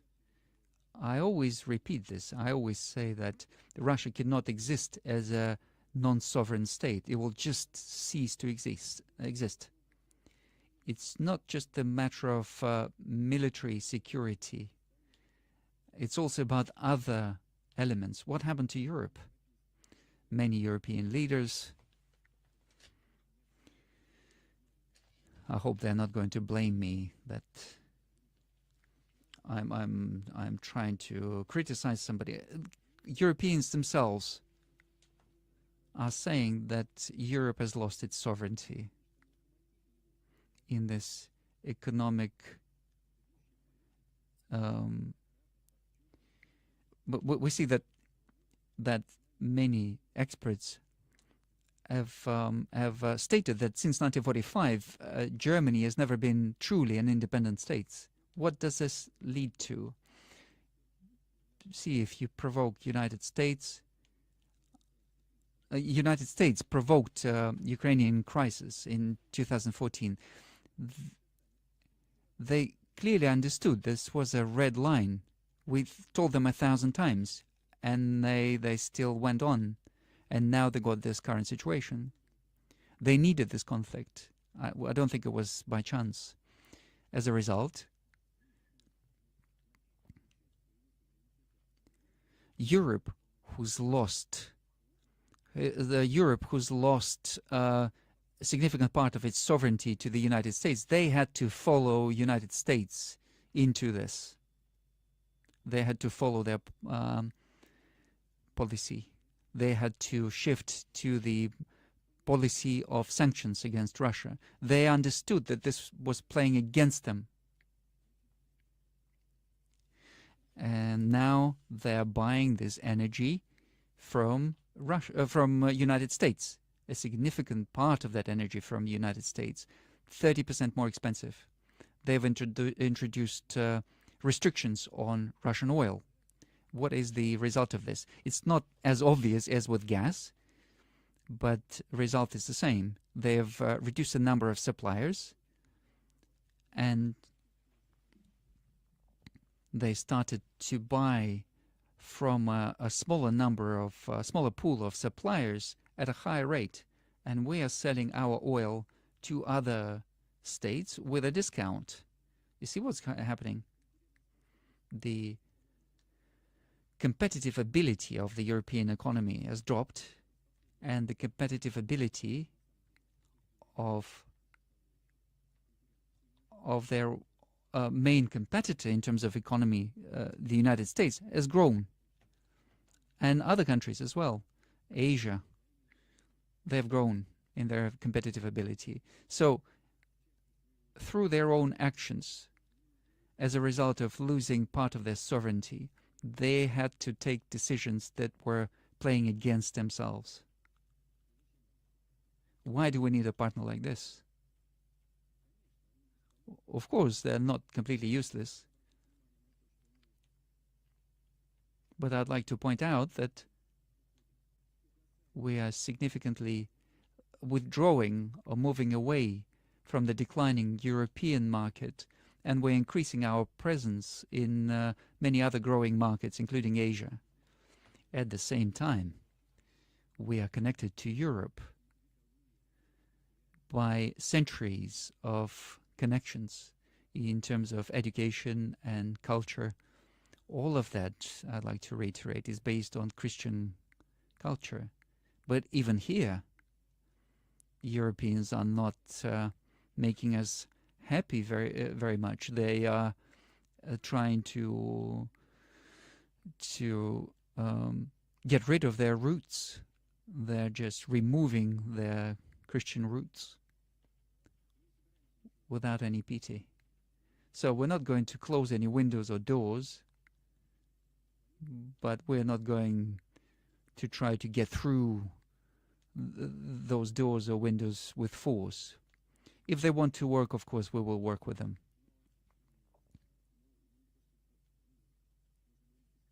We can talk about this for endlessly, but I think these are the main points. As for the color revolutions of 1956 and the history books, I'm not going to hide. I have not read that part of the history book, of the new history book, and also the withdrawal of forces, or 1956. Back then, many Western countries have stimulated or encourage certain problems that were happening in Hungary and so on. They were preparing militants that they were then sent there. But I think it's difficult to call this a color revolution. But of course, there was a internal basis for that protest within the country. I think that was obvious.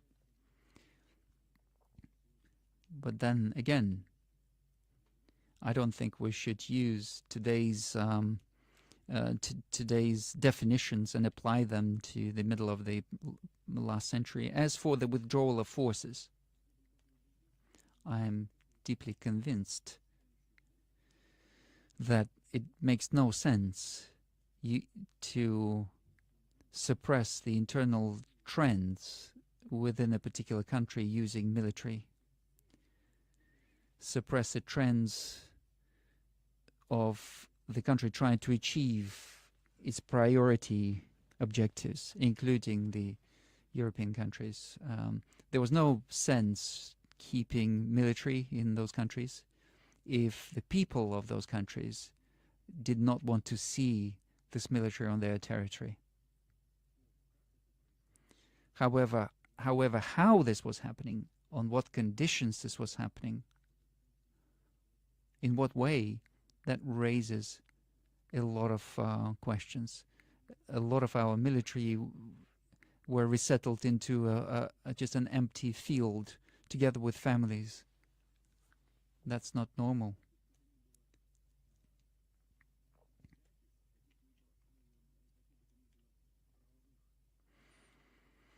As for obligations or legal consequences, they were not formed, they were not formulated by the Soviet leadership. Western states did not take any responsibility for that.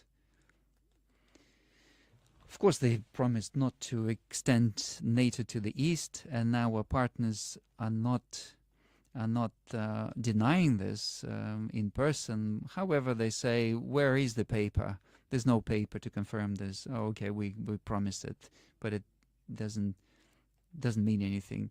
We also know that even if there was a paper, it doesn't mean anything to them.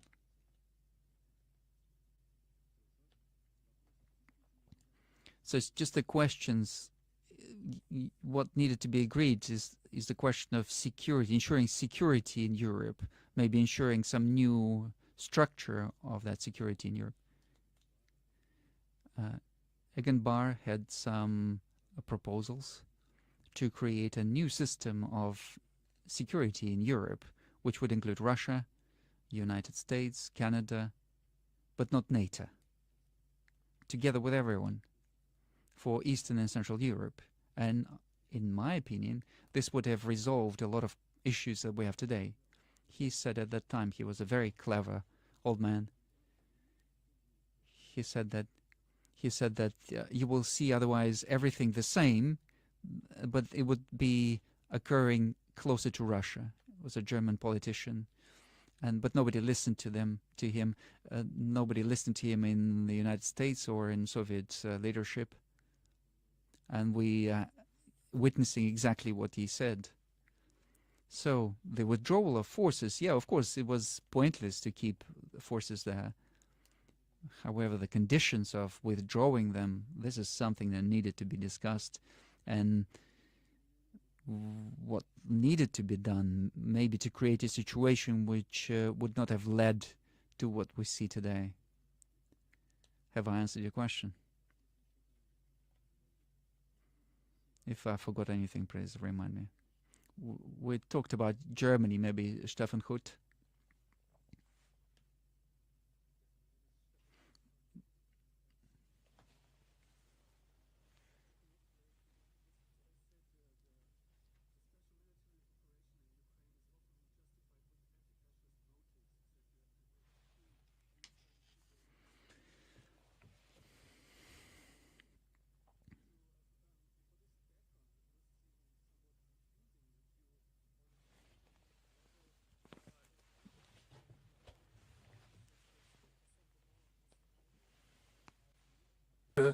für Deutschland, parties which are deeply rooted in a racist environment, and they don't have any sympathy for the Russian people, one can assume, and they don't have any idea or sympathy for the idea of Russia as being a multi-ethnic people, which you just stressed in your speech.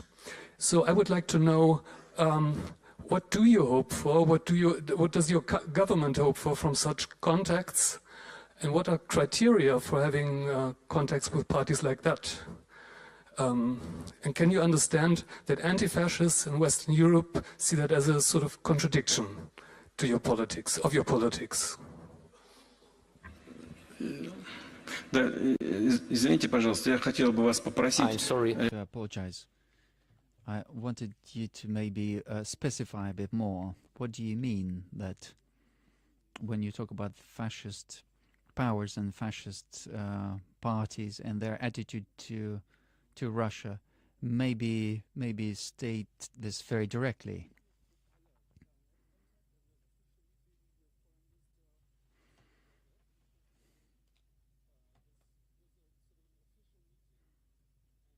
Of the AfD, Björn Höcke, for instance, is deeply rooted in the fascist movement in Germany. He went to demonstrations with Nazis. So this is really confusing to anti-fascists in Germany. And it's a contradiction to their policy. We sort of recognize that as that party. Извините, пожалуйста, в чем вы видите? Do you see how is what you said supported? That you said that their actions are based or rooted in the fascist actions.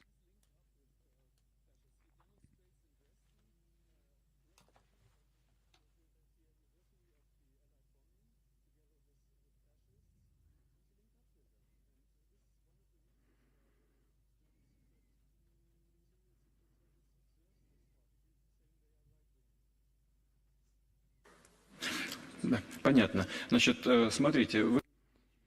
You started with Ukraine and you said whether the fact that we are publicly stating that our aim is to denazify the Ukrainian system, whether this is justified. So we just discussed the situation that we see in the Canadian Parliament when the President of Ukraine is standing there and applauding a Ukrainian Nazi who was killing Russians in Polish.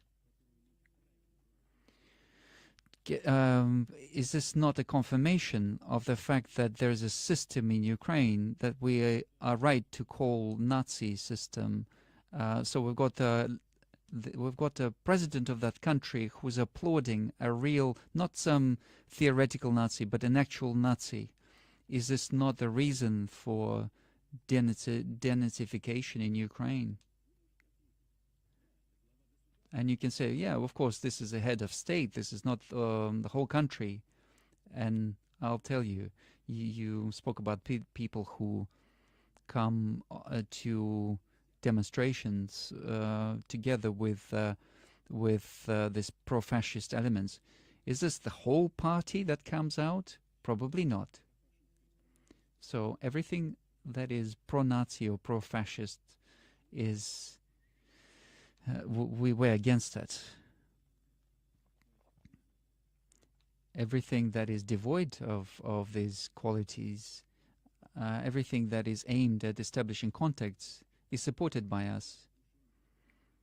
We, as far as we know, there's a attempt to kill one of the leaders, German Alternative. This was in the course of that election campaign. What is this? What does that say? That means that the representatives of this party are using Nazi methods, or these Nazi methods are used against this party. So this is something that needs to be carefully examined. You need to examine this, and generally that needs to be examine. As for anti-fascist forces, we always were together with them, and we are grateful for their position in terms of Russia, their attitude to Russia, and everything that is aimed at re-establishing connections and relationships with our country is something that needs to be supported, and that needs to be part of our work.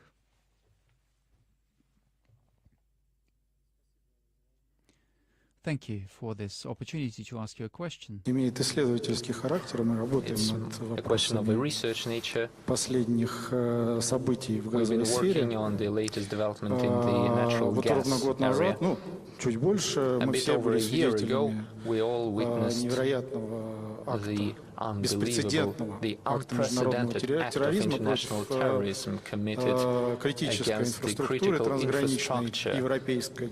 European Я имею в transborder виду critical взрывы infrastructure, северных namely the потоков. explosions on the Nord Stream Вы pipeline.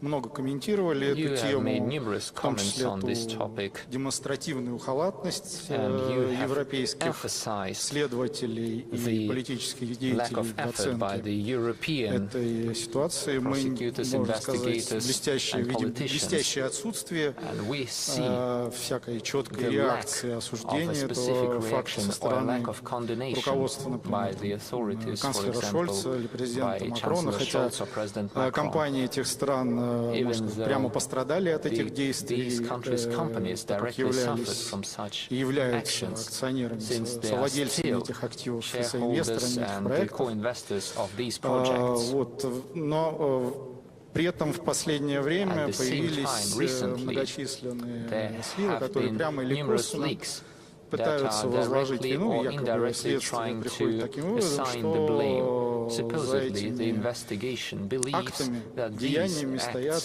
украинские товарищи. В этой are связи у backed by меня два Ukrainians. вопроса к вам. Therefore, I have two Первый. questions for you. Была The ли first of them, какая-то реакция со стороны I'd like to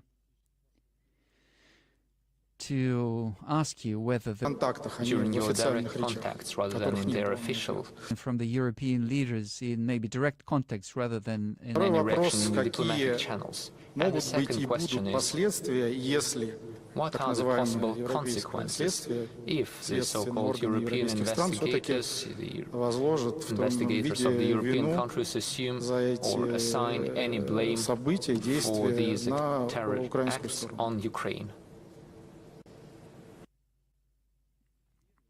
First thing I'd like to point out is that long before these explosions, the President of the United States publicly stated that United States will do everything possible in order to stop the supply of energy to Europe using these pipelines. And then he smiled and he said that, oh, I'm not going to say how we're going to do this, but this will be done.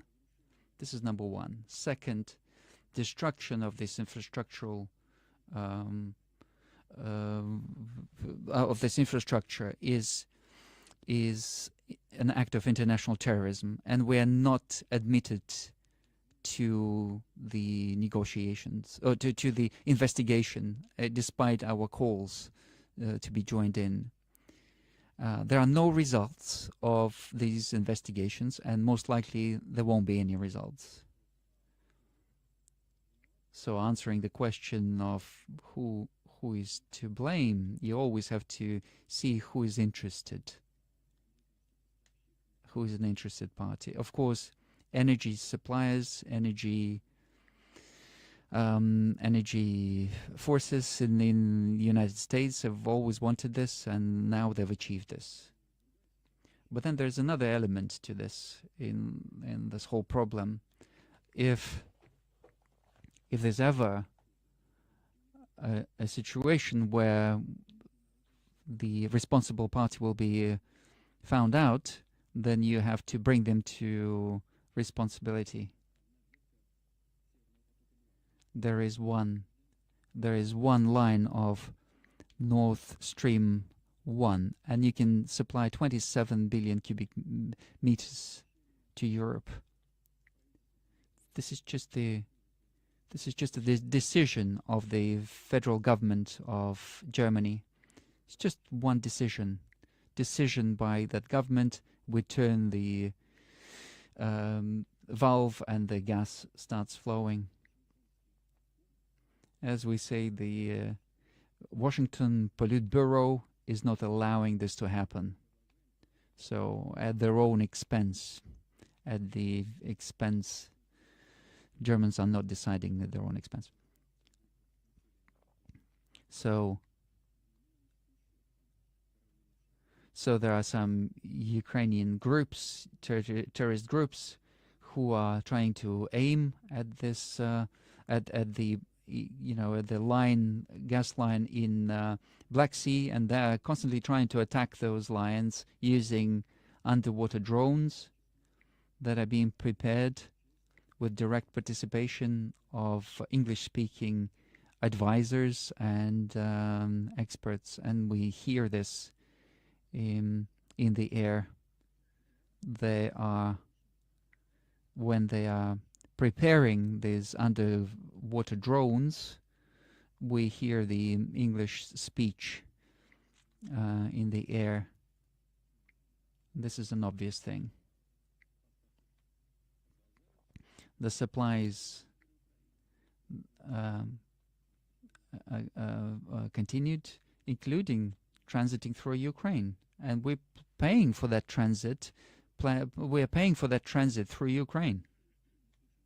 We hear about this aggression, and they're saying we are doing this and that.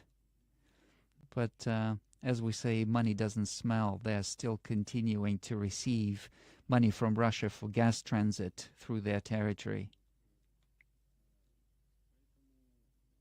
So that's it. So we are open here. We're transparent. We are open for cooperation. But if they don't want it, they don't want it.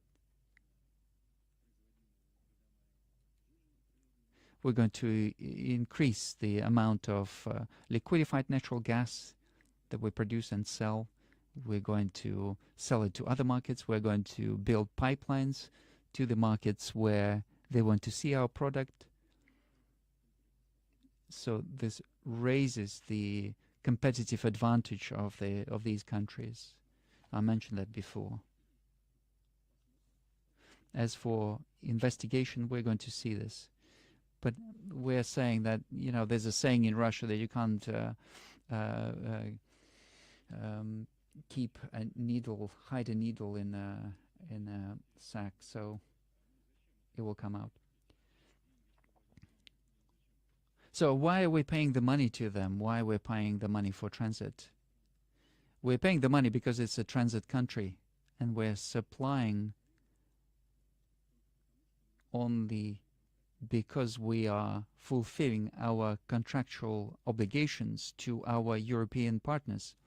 But this is strengthening the defensibility of our adversary. Yes, but it also strengthens our financial position. We're getting the money for that gas. So really, I'm honored, and it's a great opportunity for us to hear from you directly, Mr. Putin. And I'm going to draw your attention to Middle East a little bit, in the state of Ukraine and international justice and international system. I'm coming from Iraq, and shortly there will be a visit by Iraqi Prime Minister to Moscow. And I think you are going to meet him personally. And now there are a lot of problems between Erbil and KRG. And at the same time you have Rosneft, Gazprom. They invested huge amount of money in Iraq in general and in Kurdistan. Do you think there is a chance that you can help both sides to negotiate more peacefully, to sort out the dispute between both sides, and to be helpful more, because other parties in the area, they want to put more oil on the conflict to make it more complicated, I think. And the other issue I want to highlight it for you is, now we are about to, by the end of 2023, you don't think it's a correct time for your personal help for all parties in Syria, including the government side, the Kurdish side, regional powers, and all regional powers there to make an end for that conflict, because thousands of Syrians been away, humiliated in other parts of the world, and there is no peaceful solution and no vision. And I think no one except you, because most parties of the conflict, they respect Russia and respect President Putin, and you have very good relation with them. I think it's a correct time to not intervene, to mediate between or among all of them. Thank you so much again. Вы сейчас сказали, что у нас... No, you said that even conflict parties in certain parts of the world, like Syria, they respect us. Why? It's because we are respectful of everyone. As for Syria, we are for a peaceful resolution, including under the auspice of United Nations. But we cannot replace the negotiating party with ourselves. It's only negotiating parties who can agree. We can act as guarantors of fulfilling the obligations, even including participation of Iran and Turkey within Astana process. All of that had positive consequences, and everything that's been achieved now, and a lot has been achieved. I'm talking about ceasefire, and now we've got the conditions for peaceful process. All of that was done by us and our partners with the goodwill of Syrian leadership. But of course, a lot needs to be done still. I think that in external meddling and creating some quasi-state structures on Syrian territory is not going to lead to anything good. There's Arab tribes that traditionally lived on certain territories, and if you involve them, I think this is a very difficult story, and it's going to lead to extension of this conflict. However, from our side, we are prepared to facilitate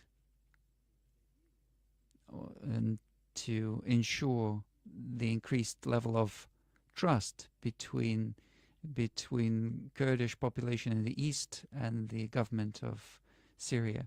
This is a very sensitive area, and every word is very important here, so I'm trying to be very careful.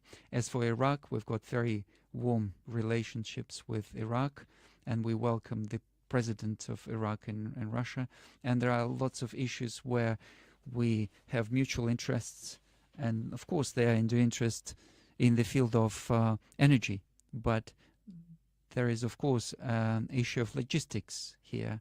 I'm not going to go into details, but we know that there are certain options, certain scenarios of developing logistics in Iraq. We are generally happy with all of them. We just need to select the most optimal projects, and we are happy to take part in them. And when the Prime Minister comes, we will discuss this with great pleasure, including questions of regional security and security within Iraq itself. Over many decades, we kept very close, trusting relationships with Iraq, and we've got very many friends there, and we are hoping for stability to come to Iraq, and we're hoping that on the basis of that stability, economy grows and social sector grows, and I'm sure that the visit of the president will be very productive and very timely. Taisuke Abir, floor is yours. Thank you.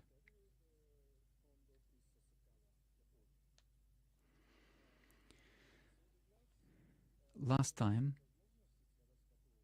I was given an opportunity to ask a question. This was 2018, about 5-6 years ago.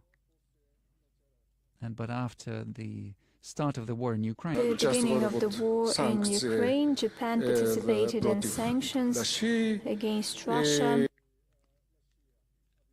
And Russia announced that it would stop the process of negotiating a peaceful agreement between the two countries. And as a result of this, there's a dead end in terms of relationships between the two countries, Russia and Japan. And at the moment, I do not see any good prospect for the development of the situation. Nevertheless, Russia and Japan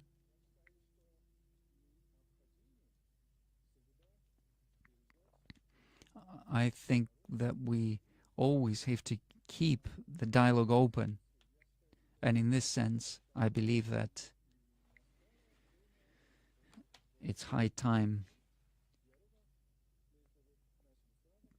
to re-establish the dialogue between our countries, at least at the level of track 2, at the level of experts.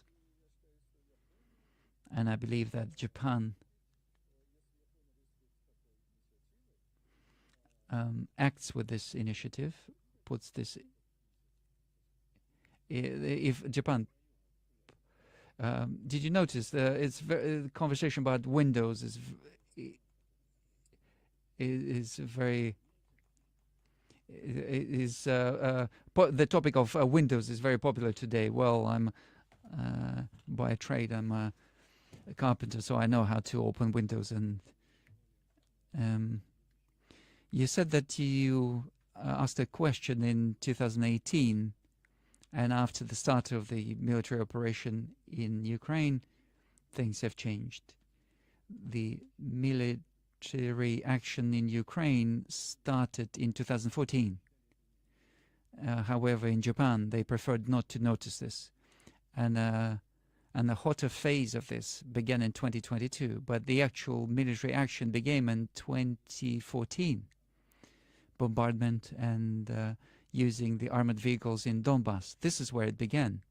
I said about this when I gave my introductory talk.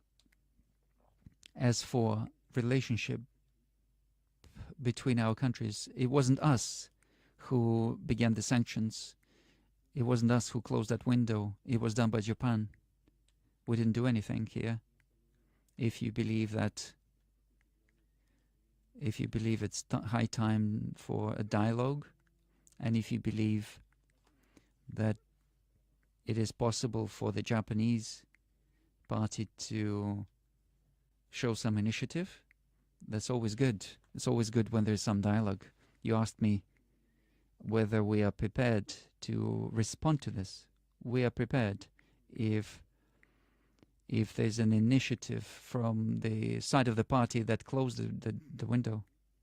If you believe that it's time to open that little window, then of course, we never said we're against it. Yeah, please do that.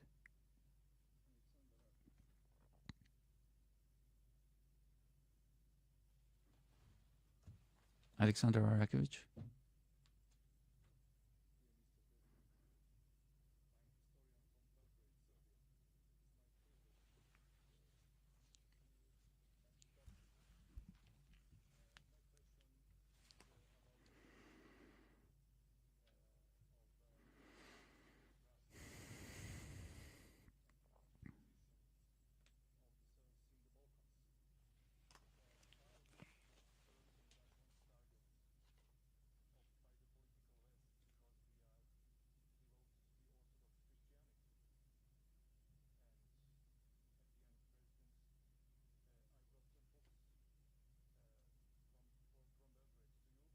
And please accept it for your library, and I will provide it to your protocol after session. Thank you very much.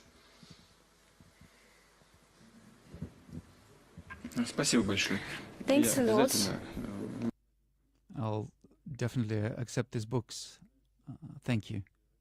As for Russia and Serbia being a target for certain circles in the West, yes, this is a fact. You don't even have to prove it. This is just a fact of life.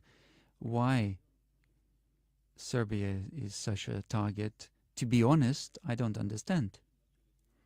As same as Russia in the beginning of 90s, we were prepared for anything in order to, after the collapse of the Soviet Union, believing that the times have radically changed, we were happy to, for any sacrifice to create the relationships. And what did we get instead? We got direct support of separatism in Caucasus, direct support, financial information, even military support. I was the head of FSB at the time, and I was really surprised by what was going on. I thought, why are they doing this? I thought we are together. Why are they doing this? But they were doing it brazenly. So there's no answer. Up to this day, I believe that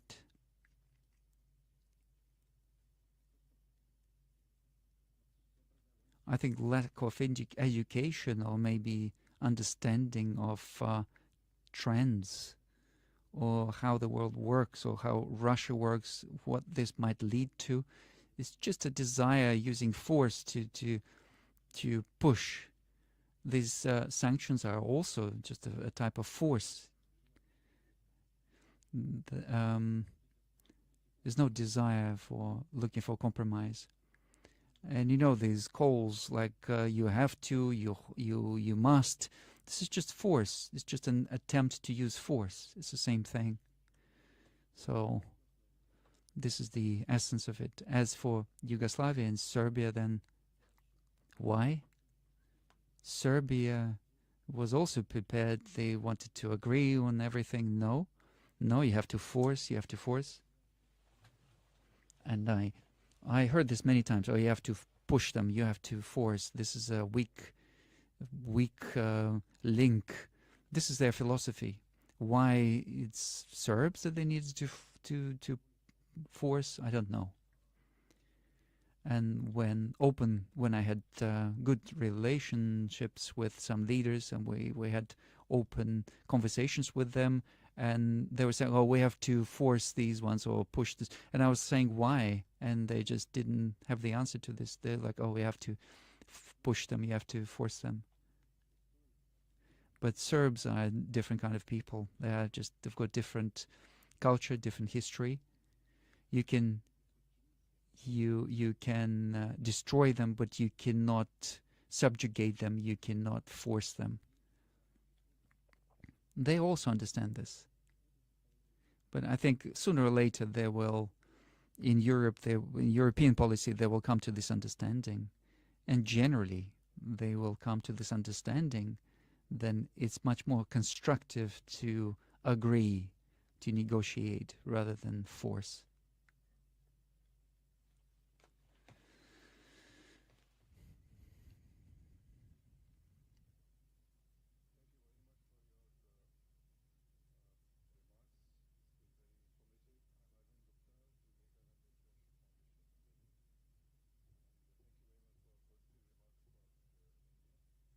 My question to you is about the G20.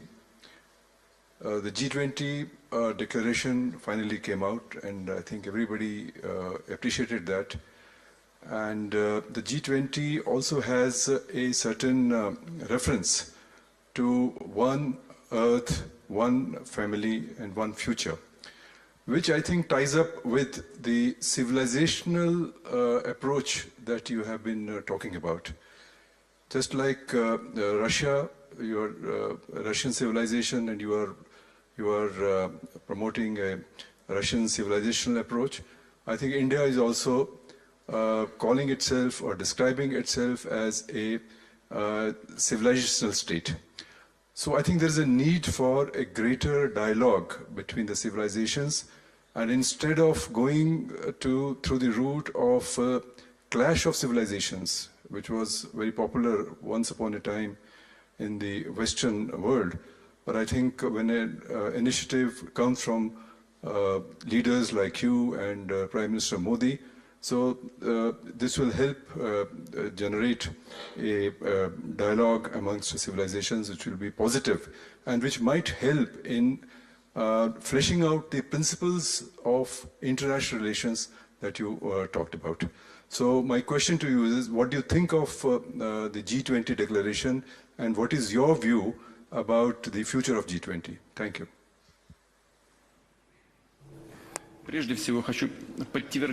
First of all, I would confirm what you said in relation to Indian civilization, Russian civilization. This is what I was talking about in my introductory part. And of course, India is an ancient world civilization, very powerful, huge, with huge potential. Russia is also a separate civilization. We have over 190 ethnic groups living on our territory. We have over 270 languages and dialects. Is this not a civilization? And India is a multi-ethnic country, huge country. These are not the only civilizations. We have to create a dialogue between all civilizations, and we have to find a mechanism of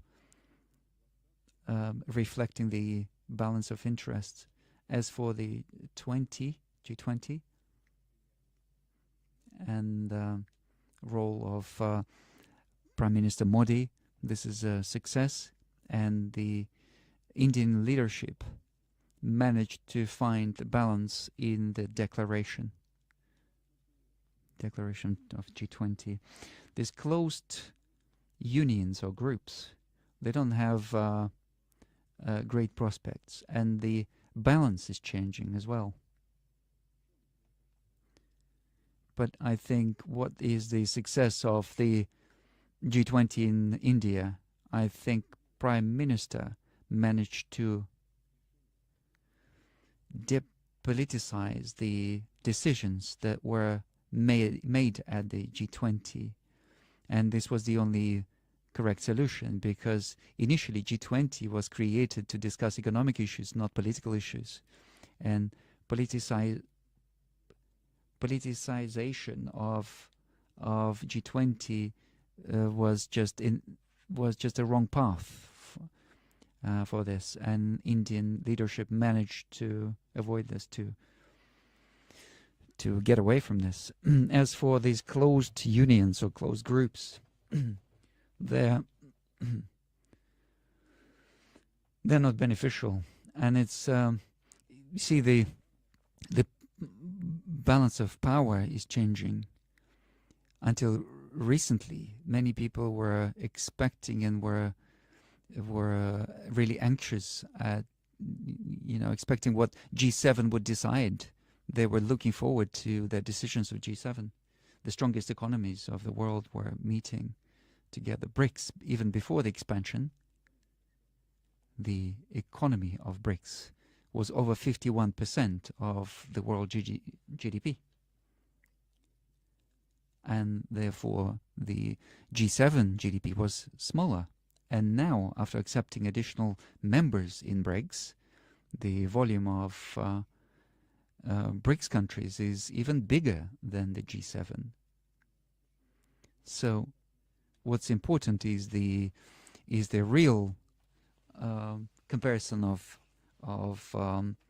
potentials and capabilities. In this sense, the open platforms are at an advantage, because they are creating their platform for mutually beneficial decisions. As for the G20 and the results of the G20, and I'd like to finish answering your question. Undisputedly, this is the success of Prime Minister Modi.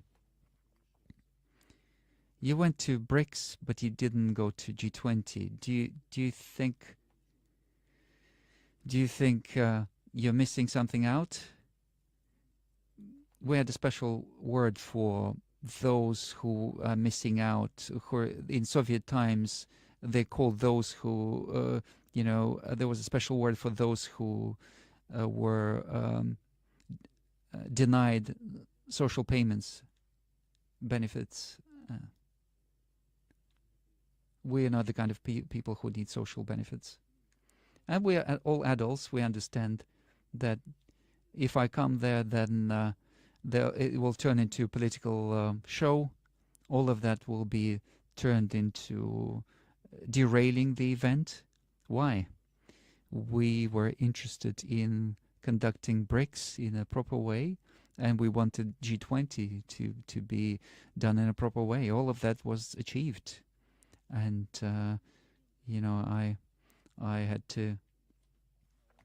had lots of things to do at home. And so you're not offended by the president of South Africa? No. We're great friends, and he came to visit us in Russia. I think that BRICS was done very well.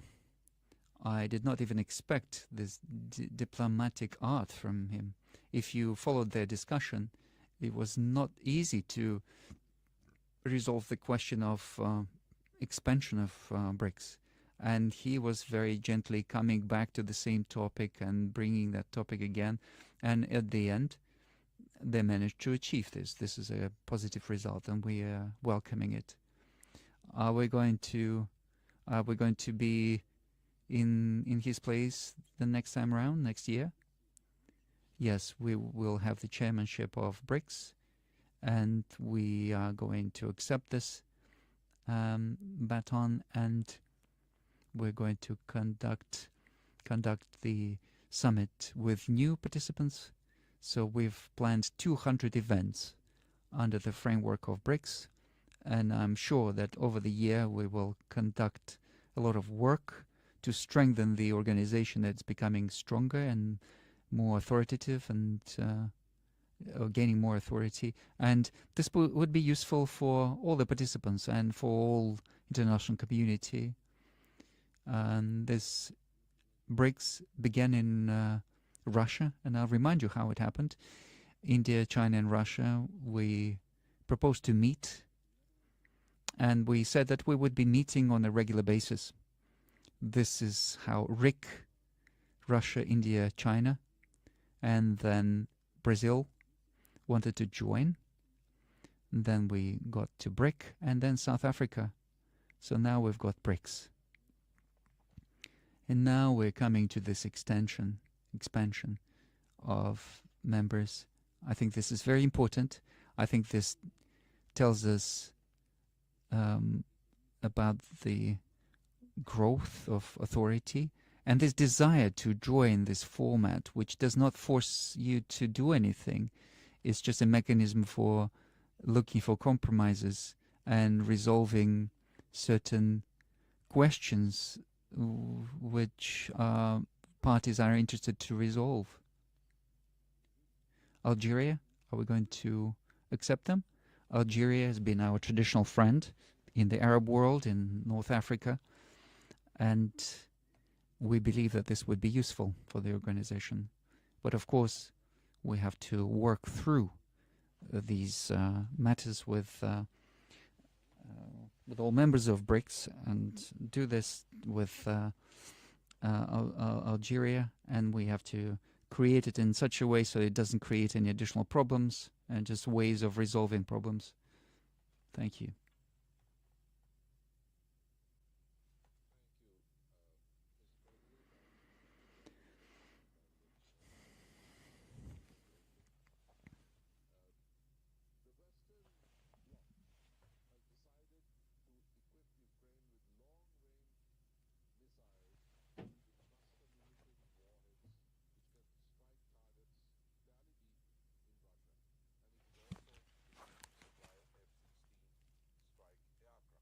So it is obvious that you're facing a war conducted by imperialism, a proxy war, and that proxy has, as you have pointed out, Nazi elements as well.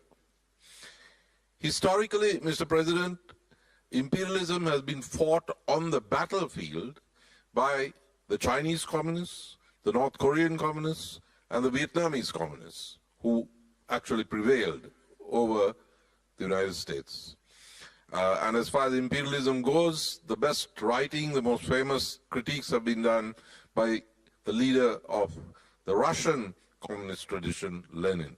So my question is this: in the face of this challenge, this threat from these forces, is it perhaps not the right time to reassess 1917, because the Chinese, the Vietnamese, the North Koreans, they're all children of 1917 who fought and defeated imperialism. Is it not the right time to reassess 1917 and perhaps have the same relationship with it that the United States has with its revolution of 1776, France with 1789 and the French Revolution, and the Chinese with 1949 and the Chinese Revolution? This is my question, Mr. President. Thank you. Прошу прощения, уточните, пожалуйста. If I could just clarify, if you can just take the microphone again. So what do we have to... It was a very complicated question. Who needs to reevaluate? If I understood correctly, is this time to reevaluate the attitude to revolution and communists? You mean reevaluate? You mean the our history in 2017 and further? I'm sorry that I'm interpreting this, but why do we have to interpret when we have the author of the question?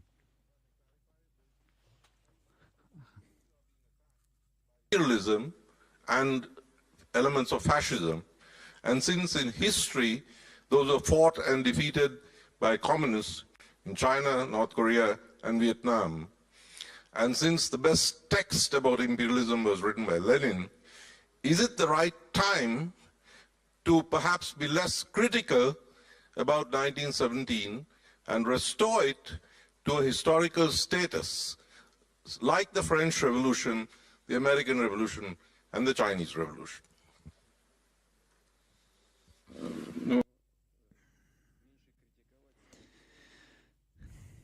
Criticizing the events of those years less, you mean, in Russia? You are right in the sense that we have to engage less in criticizing. We have to engage more in this case, scientific analysis of what was happening then and what is happening now. You are right in this. The only thing is that you have to give very deep evaluations to do with ideology. This is my own opinion. We need to give correct evaluation of ideology, of relationships between states and classes.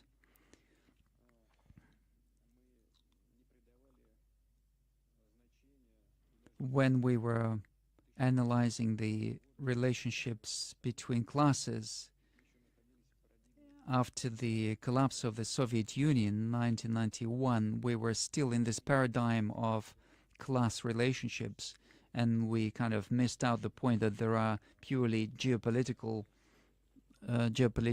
aspects.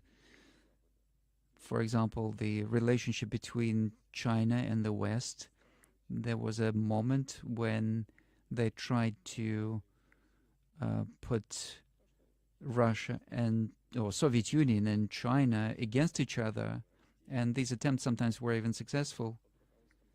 And now when China is growing, and when the power under President Xi is growing, now it's the return.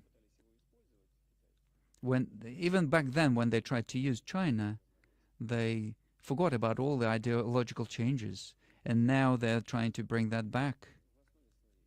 But in essence,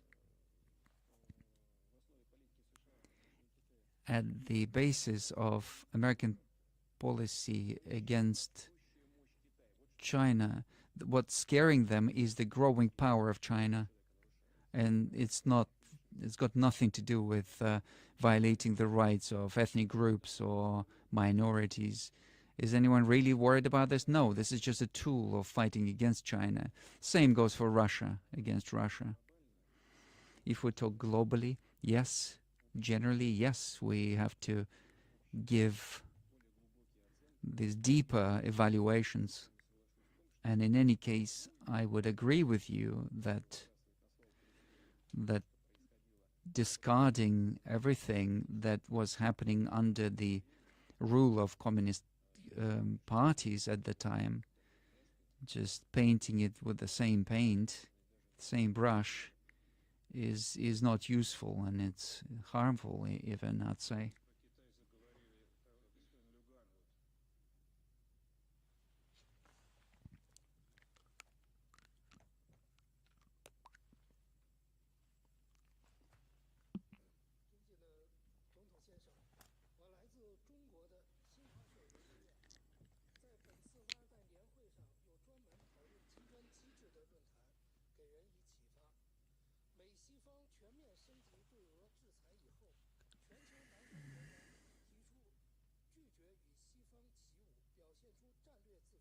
在8月举行的金砖峰会上，有6个国家加入了金砖合作机制。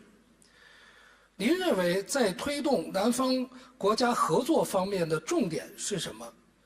中俄都是新兴发展中国家，可携手发挥什么样的作用？此外，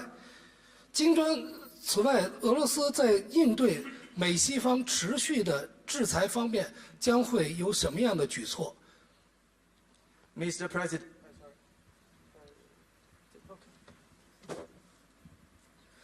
President, I'm with Xinhua Institute from China. During this year's Valdai meetings, there are forums focusing on BRICS mechanism, which are very inspirational. We also observed that after the United States and some Western countries escalated sanctions against Russia, Global South did not follow suit and showed strategic independence. In the BRICS summit this August, 6 countries became new members of BRICS, which means Global South stands at a new historic point of cooperation. As China and Russia are important emerging economies, what both of our countries can do to enhance cooperation of Global South? What are the key areas that need to be strengthened in this regard? And facing escalating sanctions imposed by the United States and some Western countries, what more needs to be done by Russia to tackle this challenge? Thank you very much.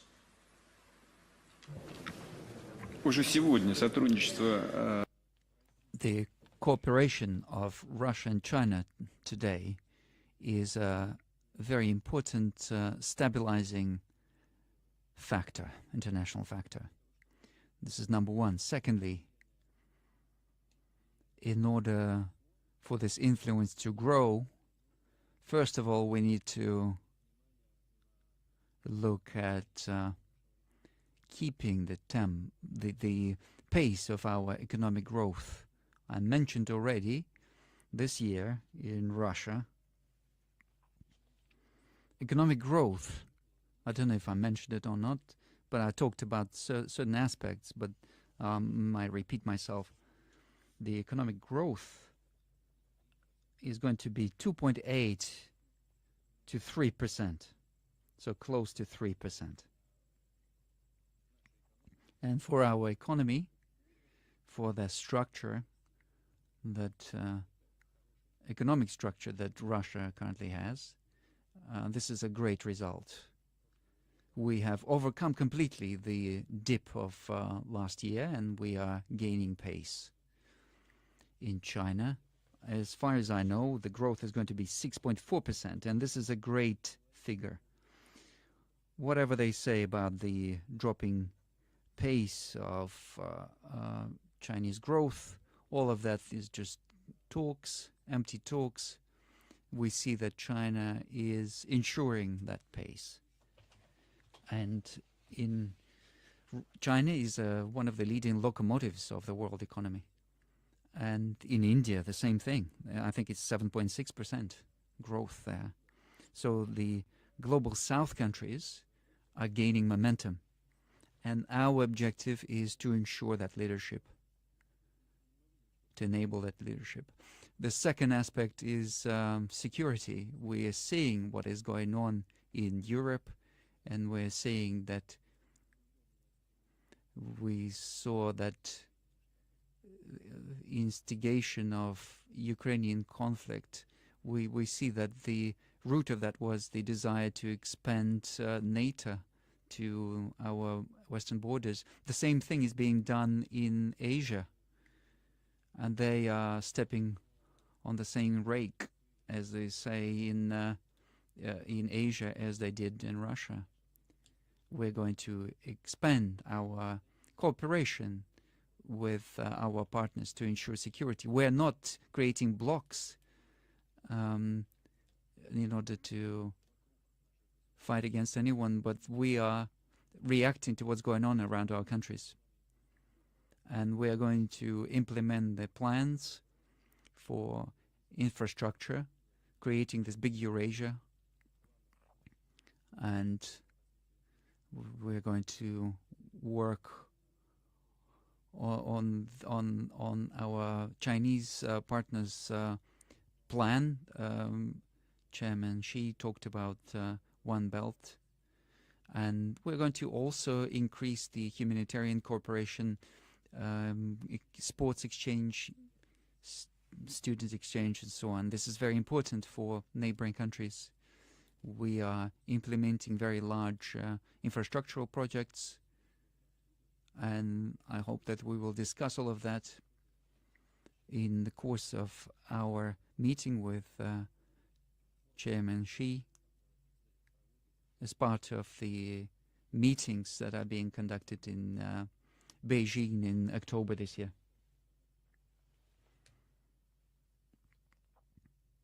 Mikhail Rostovsky.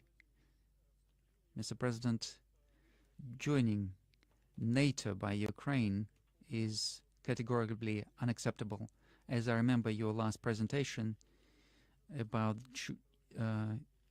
Ukraine joining EU, you were much less negative about this. Has your point of view changed? Is Russia going to be against Ukraine joining EU? And do you believe this to be, in theory, possible? We were never against this, and we never expressed our disagreement to Ukraine joining EU. Never. As for NATO, yes, we were always against it, and this position has a certain foundation, justification behind it, because the expansion of NATO right to our borders has got very serious security consequences. And this is not just a political bloc, this is a military political bloc. And bringing the infrastructure closer to us bears great danger. As for economic cooperation, any countries or any economic unions, we don't see any military threat. We don't feel that we have the right even to discuss this. This is the internal matter for Ukraine and European countries. In his time, Yanukovych, I'm not, without refusing the possibility of joining EU, he said that we need to work more on this to and because he said that joining EU has got certain threats to Ukrainian economy, and he was completely right, because it provided for opening of the borders and creating some conditions that were completely unacceptable for Ukrainian real sector. Opening of the Ukrainian market to these goods from EU would have been very damaging to the Ukrainian market. Energy structures of EU would have taken away any advantages from Ukraine. And if you just analyze what Yanukovych was saying, this was actually very founded, and using this as the pretext for a military coup was just criminal. And we see that Ukrainian economy cannot really exist without external support. Situation today is very different. Everything is quite balanced overall. We see that the budget is balanced, macroeconomic figures balanced. Why? Because they've got 4 or 5 billion coming into Ukraine every month through grants, through loans, and so on. If you just stop that, a week later everything will stop. As the same goes for defense, the system of defense. If they stop supplies tomorrow, then they've got about a week to live. Until the munitions are exhausted, and they're even exhausted in the West as well. So Ukrainians are spending about 5,000 of 152 caliber per day, and they're producing about 14,000 in the West or in the US. So it's the same situation in Europe. They said themselves that we have supplied everything. We've supplied all the armored vehicles, all the munitions. They're saying it themselves. It's not me who's saying this. They have done everything for this. Now the matter is in Ukrainian hands. Now let them start the counteroffensive, and then they add quietly, at any cost. Trust me, I know what I'm talking about. They're trying to do this at any cost. So this is the question of demilitarization of Ukraine. So Ukraine is trying to produce something, but they're not managing very much. Even these drones, UAVs, and also the autonomous vessels in the sea, all of that is done with Western advisors. If EU is ready to accept such economy into their rank, that's fine. But in order to support the population, which now reduced from 41 million in Soviet times to maybe 19 million that is now there, you need to still feed them. This is not an easy task. European countries, are they prepared to accept such economy? We've never been against this. We've never been against before or now. But I already said what's going on within European economy itself.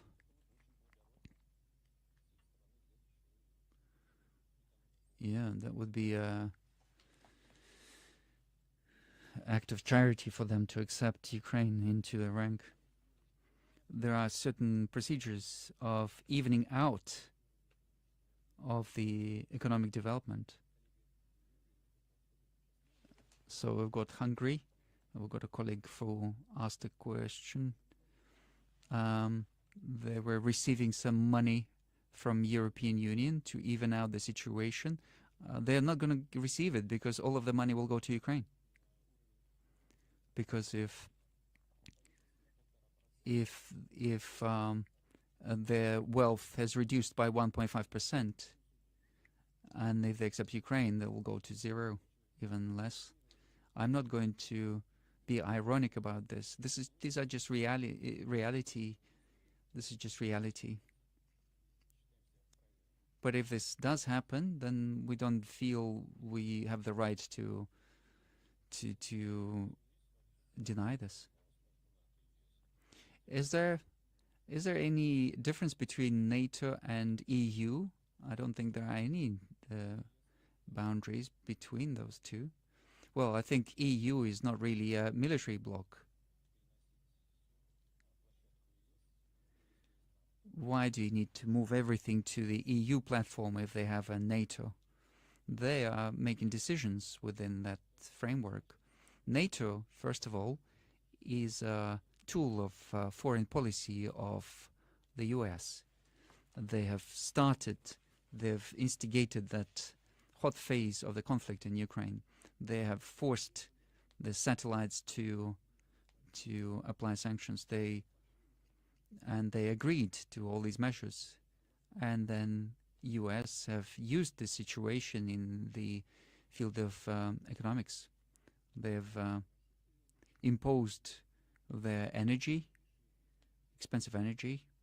They have taken some decisions to increase the attractiveness of their own economy and markets. This is just a fact. Many industrial companies in Europe, in Germany, are taking this decision to move to the US.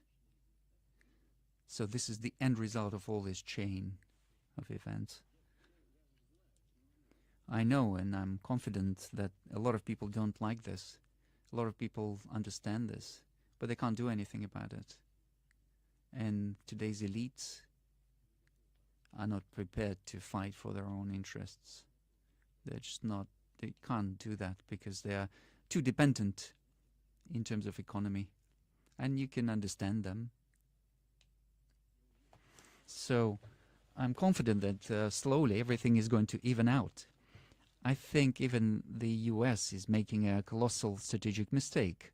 I said this at many events.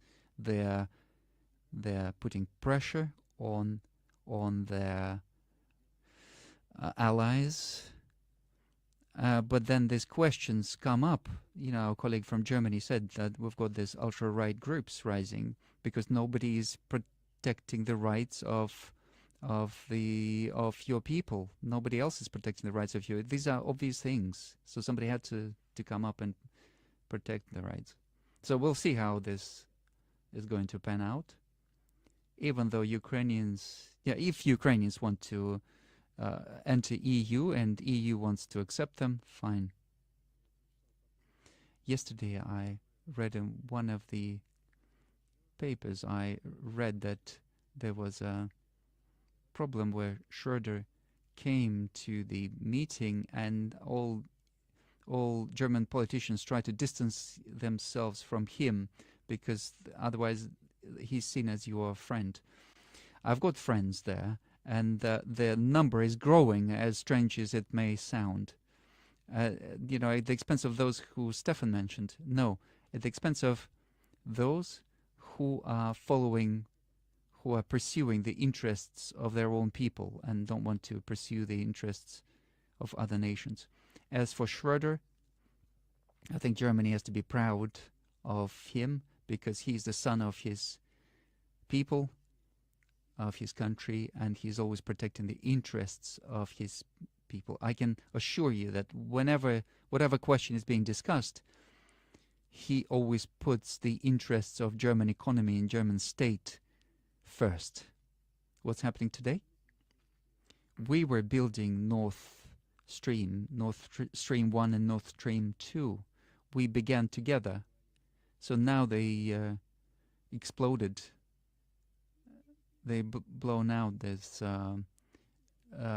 pipelines. And where is the economy of Germany now? Where is it? So those who want to sit further away from him, they need to think about what he has done for the interests of his country and what they are doing and what is the result. Rahim Ashakbayev. Good evening. Apologize. And what's surprising to me, I'm surprised that these politicians like him are still there in Europe. They still manage to remain there. This is what I honestly am surprised by, because because I think the class of people who were prepared to protect the interests of their country has just disappeared. There were many discussions that imperfection of the international monetary system, global finance and economy, and a lot of hope was pinned on BRICS Plus. Could you please share your vision of what is possible, of the possible makeup of the international financial system? What discussions do you have in BRICS, and what are the discussions on the common currency? As for the international financial system, certainly it is not perfect. It is, of course, ideal and balanced and represents the interests of majority of participants. I talked about this, and I'll say that again. At the Russia-Africa summit, the colleagues said that our African friends mentioned that the debt burden of $1 trillion is such that it's an impossibility to pay off those debts. So what is that system? What is that system of international financial relations that has created this situation? This is just like contributions. This goes beyond any normal financial relationships. The modern financial system has created this situation, has led to this situation. And that's why I said as a joke that debts are paid by cowards. But I warned that this was a joke. But this is not normal when you have that situation. Undoubtedly, we have to change something. This Bretton Woods system was built, created at some point, but this is slowly disintegrating. Currency is just a reflection of the power of the economy of the country that generates that currency. And we see that the GDP portion of the US is reducing in the world economy. And in terms of buying capacity of BRICS, relative to G7 is increasing, especially after accepting the new members. That's a significant difference now. Yes, US economy and EU or Eurozone is based on modern technology, and we see that income per capita is much greater. But what is the tendency? They're having a recession, and BRICS are demonstrating a growth. And even after the strikes against Russian economy, they were aimed at destroying the country, and they were aiming at destroying the economy. Not only did we overcome this situation, but we even are demonstrating a surplus. So we've got unemployment, 3%. Debts reducing. We are significantly reducing the external debt. All of our companies are servicing their debt obligations. Yes, we have some problems. We see them. Weakening of the currency and so on. We are seeing all of that. And the central bank and the government is reacting to all of that. And I'm sure that these steps are correct, and then we will have good results. But as for BRICS, instead of creating a single currency, we have to create a system of settlements, and we have to create a financial logistics. Financial logistics in order to ensure transactions between our countries. and we have to move on to settlements and national currencies, understanding what's going on with our currencies. We have to take into account macroeconomic aspects. We have to take into account currency exchange, inflation process. This is not a simple situation, but it's resolvable, and we need to work on this. We were discussing this with our experts, and we were discussing the possibility of creating, in theory, a single currency, and that's possible in theory. But in order to come to that at some point, we have to achieve a certain parity in terms of economy development. But this is a prospect that is far removed. As my colleagues told me, Eurozone went to Euro without thinking about how it's going to work in relation to countries with different economic development level, and now they have problems. And why do this? So we're not even discussing this. However, perfecting the system, perfecting the world financial system and relationships within BRICS, this is something that we're going to work on. Mr. President, we've been working for 3 hours. Are we boring you? No. Oh, I can't say that. But I think maybe it's time to round up the discussion.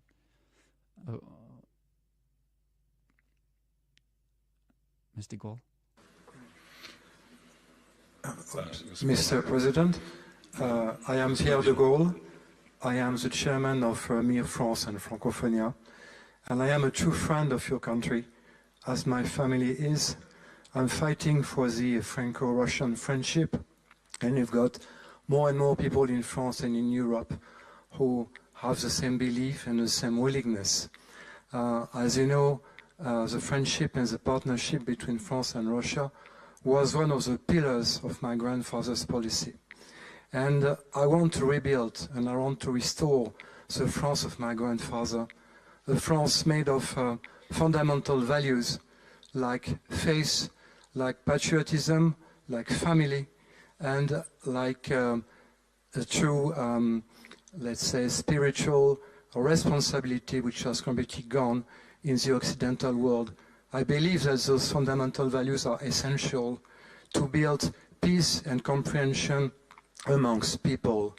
And because of this, I think that the conflict in Ukraine is an ideological conflict, that it is even a conflict of civilization, because on one side you've got the Occidental world which has lost its soul, which has lost everything for ego, for short-term satisfaction, pleasure, and a short-term view on everything. The sacred has gone, and history has shown that those civilizations cannot survive.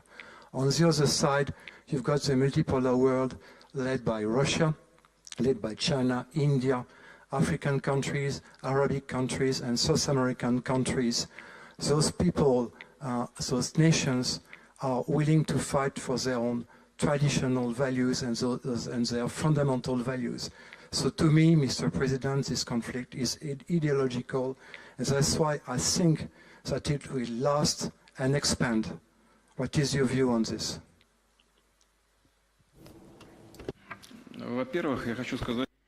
First of all, I'd like to say that it's a great honor to accept a grandson of General de Gaulle. With the acting president, we touched upon several subjects, and I'd like to maybe bring that up here. It's not a secret. I'm not going to give any historical evaluations. Everything was very complicated, but for us in Russia, despite the difference in rank, the hero is the General de Gaulle and not Marshal Pétain, because he embodied the desire for the nation, for independence and honor and pride. Yes, now the situation is different. The head of, there's other people who are leaders of France, and it's not even a matter of age, it's just a matter of historical view, and this is not our business to evaluate the government of your country. This is up to the French people to do that. But I know that people who subscribe to your points of view and true friends of Russia, I know that there are many of you in France, and I know that the number of such friends grows. Whether the situation is going to get worse in terms of what's going on in the world, as you said, there's an ideological confrontation. It's never going to end. This is obvious. There's different currents. Whatever incarnation they take, they will always fight against each other. That's just obvious. But in my opinion, that awareness of eternal value of national tradition and culture, I think slowly it will gain pace. It will both in European countries and in the US. And in that sense, I think that confrontation, ideological confrontation, will continue. But the future lies with nationally oriented forces. And the balance between them has to be achieved, as I said in my presentation, through looking for compromises between civilizations. Dear friends, dear colleagues, very quick questions because the time is running out. Very quick questions, please. Very quick questions, please. If you can try briefly. I will try. Konstantin Starosh from Moldova, from parliamentary opposition. I've got this question that sooner or later this conflict is going to end, and there will be some restructuring of relationships between Russia and the West. I'm speaking very egoistically because when there's a confrontation like this, there's always a lot of turbulence in countries like Moldova. So that process of restructuring the relationships between the countries will begin at some point. There's restructuring which will determine the relations for many years ahead. So what is the role, do you think, that will be played by our countries in Moldova, and what role they will play in this? This will depend on people of Moldova. If people of Moldova vote for the people who want to give away the majority of their sovereignty to other countries and just be following those interests, then they will play a particular role according to this. They will not be seen or heard. And if they choose the path of keeping the national sovereignty, keeping their traditions, national traditions, as I mentioned right at the beginning, we will aim to a situation where all countries, irrespective of their economic value, to be treated equally. I don't know how this is going to work out, but this is our position, and this is exactly what we're going to aim for. Somebody raised a hand here. Yes, you raised a hand, please. Kubat Rahimov from Kyrgyzstan. We see a very a successful case of creating Russia, Uzbekistan and Kazakhstan. In October, Uzbekistan will get Russian gas already. In Central Asia, we have two problems, water and energy. What's your take on the prospect of establishing a water and energy union where Russia would be an active participant and a moderator in order to avoid social instability and even armed conflicts? Thank you. When it comes to energy and energy supplies, we have never supplied gas from Russia to Central Asia. During the Soviet, it was all different, and Central Asia was supplying gas through two pipelines. But now, due to the growth in demand from our friends in Central Asia, and also due to climate changes. This year in Kazakhstan, in Tashkent, it was -21 and -24. Nobody had seen that before. And this is just incredible, but this did happen, and this may happen again. And we were asked to think about starting supplies of Russian gas to these countries. Without this supply, it would be difficult. So we worked on this together, and our friends from Kazakhstan got busy and created a plan of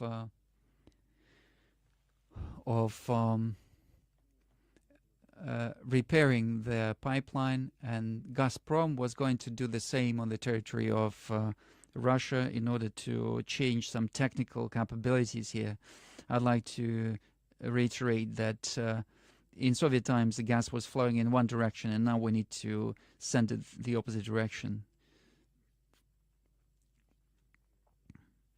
So technically this is all done now in October this year, and we will start supplies in small volumes, but this is critically important for the economy of Kazakhstan and Uzbekistan. So we will supply gas, and then we will increase the volumes. Yes, of course, there are other problems.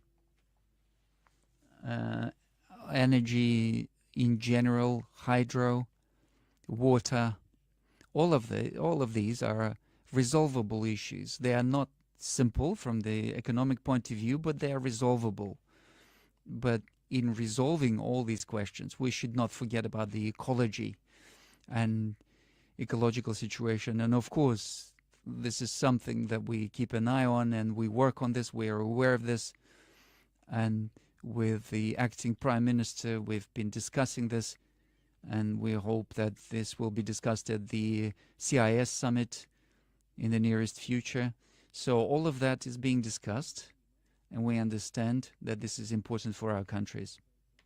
And as for gas supply to Moldova, I looked and I saw that one of the officials, Moldovan officials, said that Moldova is not buying Russian gas anymore. And I was a little bit surprised, because the conditions on which we supply gas to the country are conditions by Moldova. These colleagues are, this was the proposal from Moldova, and we agreed to these conditions, despite all the contradictions in politics. We chose the proposal of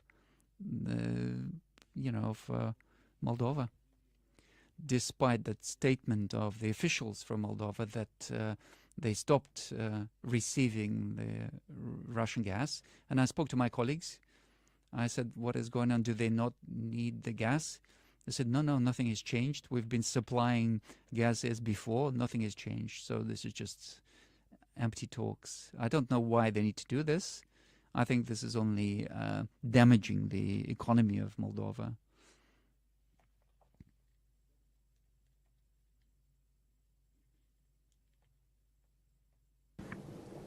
Владимир Владимирович, Петр Ставрыпин, обращаясь к смутьянам произнес свою знаменитую фразу: «Нам нужна великая Россия, вам нужны великие потрясения». Тогда великие потрясения не миновали Россию. Последний раз эти потрясения пришли к нам в 1991 году. Сегодня Россия движется от великих потрясений к величию. Что для... great troubles to a great Russia. We all know you as a writer, as a patriot of Russia, and we know that you as a fundamentalist of the Russian state. As for the greatness of Russia, you know, greatness of Russia is in strengthening its sovereignty, and sovereignty is based on self-sufficiency in terms of technology, in terms of finance, in terms of economy as such, in terms of defense and security. And this is what I wanted to say in this relation. People who, for some reason, started to fight against Russia after 1991, I mentioned about this. I don't understand why they did this. Why? Just because of excessive self-confidence and stupidity. I always ask myself, why? We opened our arms like this. We said, we're here, we want to work with it. No, they wanted to finish us off. Why? Nevertheless, they started doing that. And this has led us to our only choice, to strengthen our own sovereignty in terms of economy, finance, technology, defense. So those people who started doing this, who brought this to today's stage of that confrontation, hot confrontation, they imposed sanctions against us. They have achieved the result that is opposite to what they expected. We have an obvious change in the structure of Russian economy. I said already that the GDP, we have added 3% in terms of oil and gas, and in terms of processing industry, including defense, but not only. I already said that this is the electronics and optics and machine building. We've added 43%. They left our market and they thought everything was going to collapse. No, everything is just strengthening. Yes, there's a slight growth in inflation. Yes, the ruble is fluctuating. However, the structure of economy is changing. It's becoming more high technology, high tech, using its own infrastructure. And we will definitely do that. And on that basis, we will continue strengthening our ability to defend ourselves. We see these problems that arise right on the battlefield. We see what we are missing. We are increasing the production of these products, and not just by percentages. We are multiplying their production. And if we continue this trend, and we will continue to keep this trend, and we are relying on support of our people, which is expressed, among other things, by the fact that a lot of volunteers are joining the military force. We've got 335,000 people who voluntarily came and joined and signed contracts with the Ministry of Defense. And we've got another 5,000, volunteers. So these people are signing contracts, short-term contracts. So overall, we've got about 350,000. This is the expression of trust of people to the policy of the Russian state, because people can see that we are not just dealing with some short-term issues.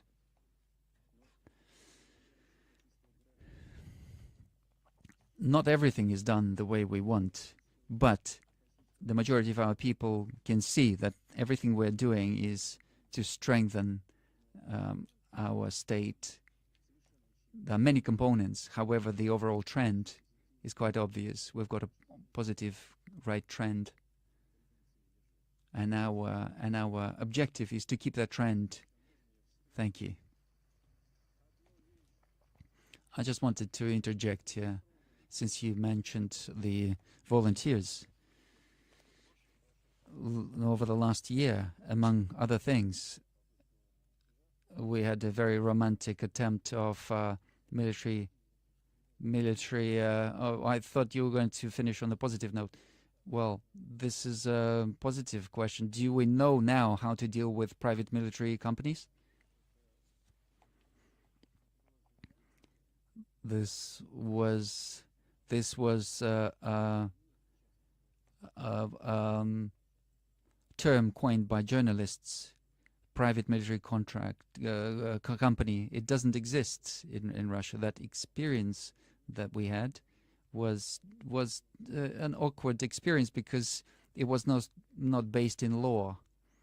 And when the Ministry of Defense proposed to the part of that company to come and participate in the military action, I did not go against this because we saw that these people were volunteers and they fought heroically. But in the interests of the heads of this company and the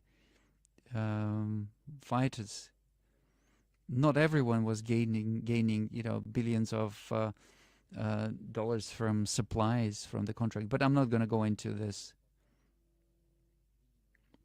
But I have a single opinion on this in Russia, whether we need such formations or not. But at the moment, I can tell you exactly that several thousand fighters of this company signed a contract with Ministry of Defense, and they want to participate in military action, and they will.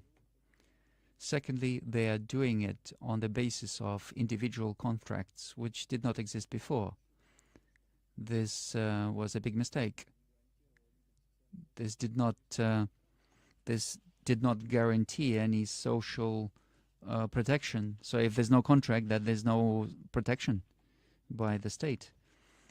We can't really hide this. They were given cash. So what does it mean, cash? This was partly my fault because I couldn't even imagine how can you trace this? Who's received cash? Who hasn't received cash? This is a big question. So if we're doing this, then we have to be doing this on the basis of the law. But this is not a simple question. It's not a simple process. It's complex, and we just think about this and we discuss this. But from the point of view, we have these companies in many countries, and they are successful, and they're working abroad, first of all, and we know about this. Whether we need them or not, we will think about it. At the moment, we see what's going on at the contact line. We see Russian military is feeling very confident. In many directions, they are moving. We see that on 12 sectors they have made progress. Maybe we're not fundamentally looking at this, but we're saying that in 12 sectors they've moved 200, 300, and some areas even 1,600 meters in the depth. So they're improving their position on the battlefield. So these are tactical things, but they have a certain significance. So we need.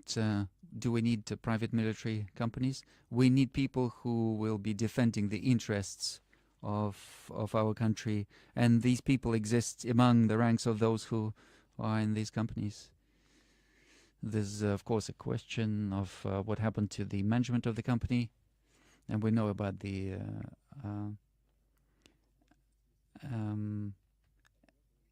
this aviation incident or catastrophe, and we see that within there was no external influence on the aircraft, and they have found fragments of hand grenades in the passengers of that plane.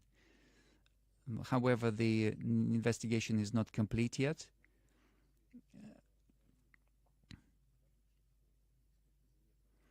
So the forensics have not tried to detect alcohol or drugs in the blood of the passengers. We know that there are certain events where they have discovered 5 kg of cocaine and lots of cash in St. Petersburg. But I'd like to tell you straight away that I asked of the chief investigator, I've asked this question, he said that I can state that publicly, so these are things. Okay. So that we don't end on this, maybe some other question. Margarita Simanyan. Maybe we could give the floor to okay. You talked about Karabakh as ethnic Armenian. Все прекрасно понимают и прекрасно понимают, что Пашинян вообще был приведен к власти в свое время именно для того, чтобы сдать Карабах, и чтобы этим вызвать вот такие вопросы, как процитировал наш ведущий европейских политиков. Нормальные армяне понимают, что если бы не Россия, армянского народа не было бы, как в начале 19 века, когда их спас Грибоедов, так и в начале 20 exist if it wasn't for Russians. So like Griboyedov in his time. So our Hungarian friend did not want to ask a question about Odessa, and I think Odessa is a Russian city. And my question is, where do you want us to stop in Ukraine? The first part of what you said, I cannot agree with you that Pashinyan was brought to power from outside in order to give away Karabakh. I think this was the choice of Armenian people. Yes, you can have a different attitude to election process, but this is a fact. So I disagree with you on this, number one. Second, I also disagree when you say that he tried to give away Karabakh, and I spoke to him at the beginning and then in 2020, and let's remember that when he came to power, he said that Karabakh is part of Armenia, and before him nobody ever said that. However, of course, his position has drastically changed. Why this happened, this is not a question for me. And then in the course of the conflict in 2020, I spoke to him, and in my opinion, he was earnest in trying to keep the situation under control. I'm not saying whether the decisions were right or not right. It's not my business to do this. But I disagree with your statement that he was trying to intentionally give away Karabakh. Now, as for where do we stop?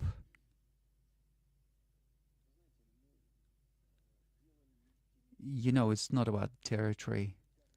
It's about guarantees of security for Russian people. And this is a more complex issue than some territory. We're talking about the safety of people who believe Russia to be their homeland, and we believe them to be our people. This is a complex question. I'm scared to talk to your husband.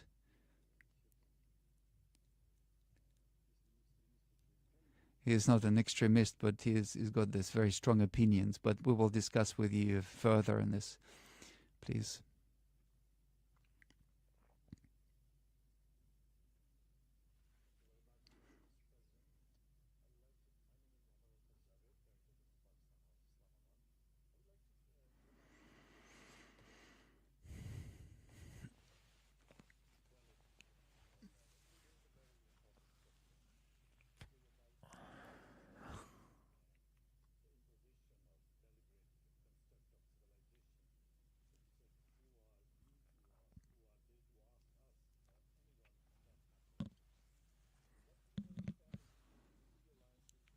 Alliances have really shaken the entire regions, Middle East and others, by attacking different countries, including Afghanistan, Iraq, and all that. Now, there is a big issue that we consider that if there is a multipolarity or multipolar world, it has to come from the economic orientation. Like you mentioned about the energy, that you will look into the competing markets if Europe failed to provide less prices to the population. And that, again, is a crime against their own customers. So I would like to ask you, is it possible, by any chance, that during all the crises, there is an opportunity for Russia, especially, to create this, to follow this new economic world order? Because I consider as a political science student that this is about new economic world order. Whoever controls the natural resources, whoever controls all these paths and sea routes, they are the one who would control. And the counter design, is there a counter design for us to counter this sanctions? Because sanction is strangulating not only Russia, but also many countries. Russia is surviving because it has a lot of natural resources. But like other countries in Africa, in Asia, we are facing a lot of challenges. I like to see that if you can put your own, like the points which you put, equality, how would you define that? Is there a probability that down the road we will have a new economic world order led by Russia? Yeah. I completely agree with what you've just said. This is exactly so. The future world order will undoubtedly be based upon the future economic and monetary system, and it has to be more balanced, and it has to reflect the interests of majority of participants, and whether there are prospects of whether this is going to happen or not. This is a huge question. This depends on the actions of our opponents. They are trying to hold on to their privileges at any cost. The Western experts are saying that Bretton Woods system is obsolete. It leads to these ugly situations of great indebtedness of developing countries, and this total domination of dollar in the world system will be removed, and this is just a question of time. This is already happening.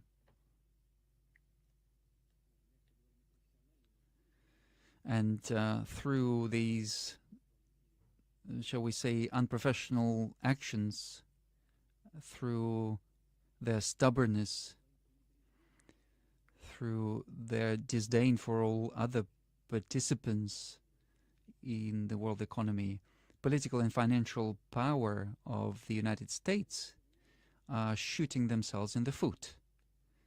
Because when they are limiting transactions in dollars, what are we to do? Then we are forced to pay in national currencies. We are forced to discuss these questions.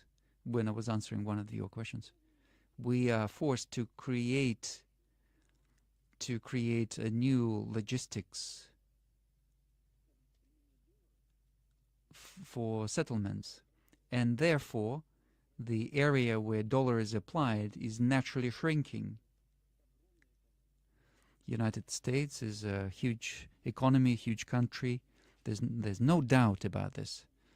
We're not trying to exaggerate anything, but they themselves are reducing or shrinking the area of their influence. This is happening anyway through objective reasons, through developing economies, developing markets.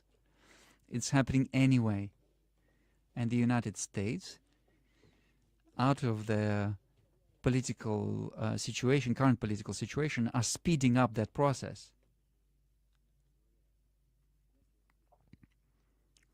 There's an expression that this is even worse than the crime. It's a mistake. So in this case, this is what it is. Are there any projects? Yes, there are projects that will be creating the new basis, the economic and logistical basis. We've got Chairman Xi, who is proposing one of those projects, one way, or one belt, one way, one belt. We're all together. And creation of the Eurasian space. And if we also bring in BRICS and other countries, this is what we call joint work, and Pakistan is also participating in this. We are working together in finding a solution. Of course, it's a complex task, and it will take time, but that awareness that this is of benefit to everyone, this will speed up the process. And in this sense, the strengthening of multipolar world is inevitable. Thank you very much. Thank you very much. Vladimir Vladimirovich, we're waiting for you in 1 year's time at Valdai, at the 21st Valdai. And I'm also waiting for all of you at the events of this nature. I would like to thank you very much.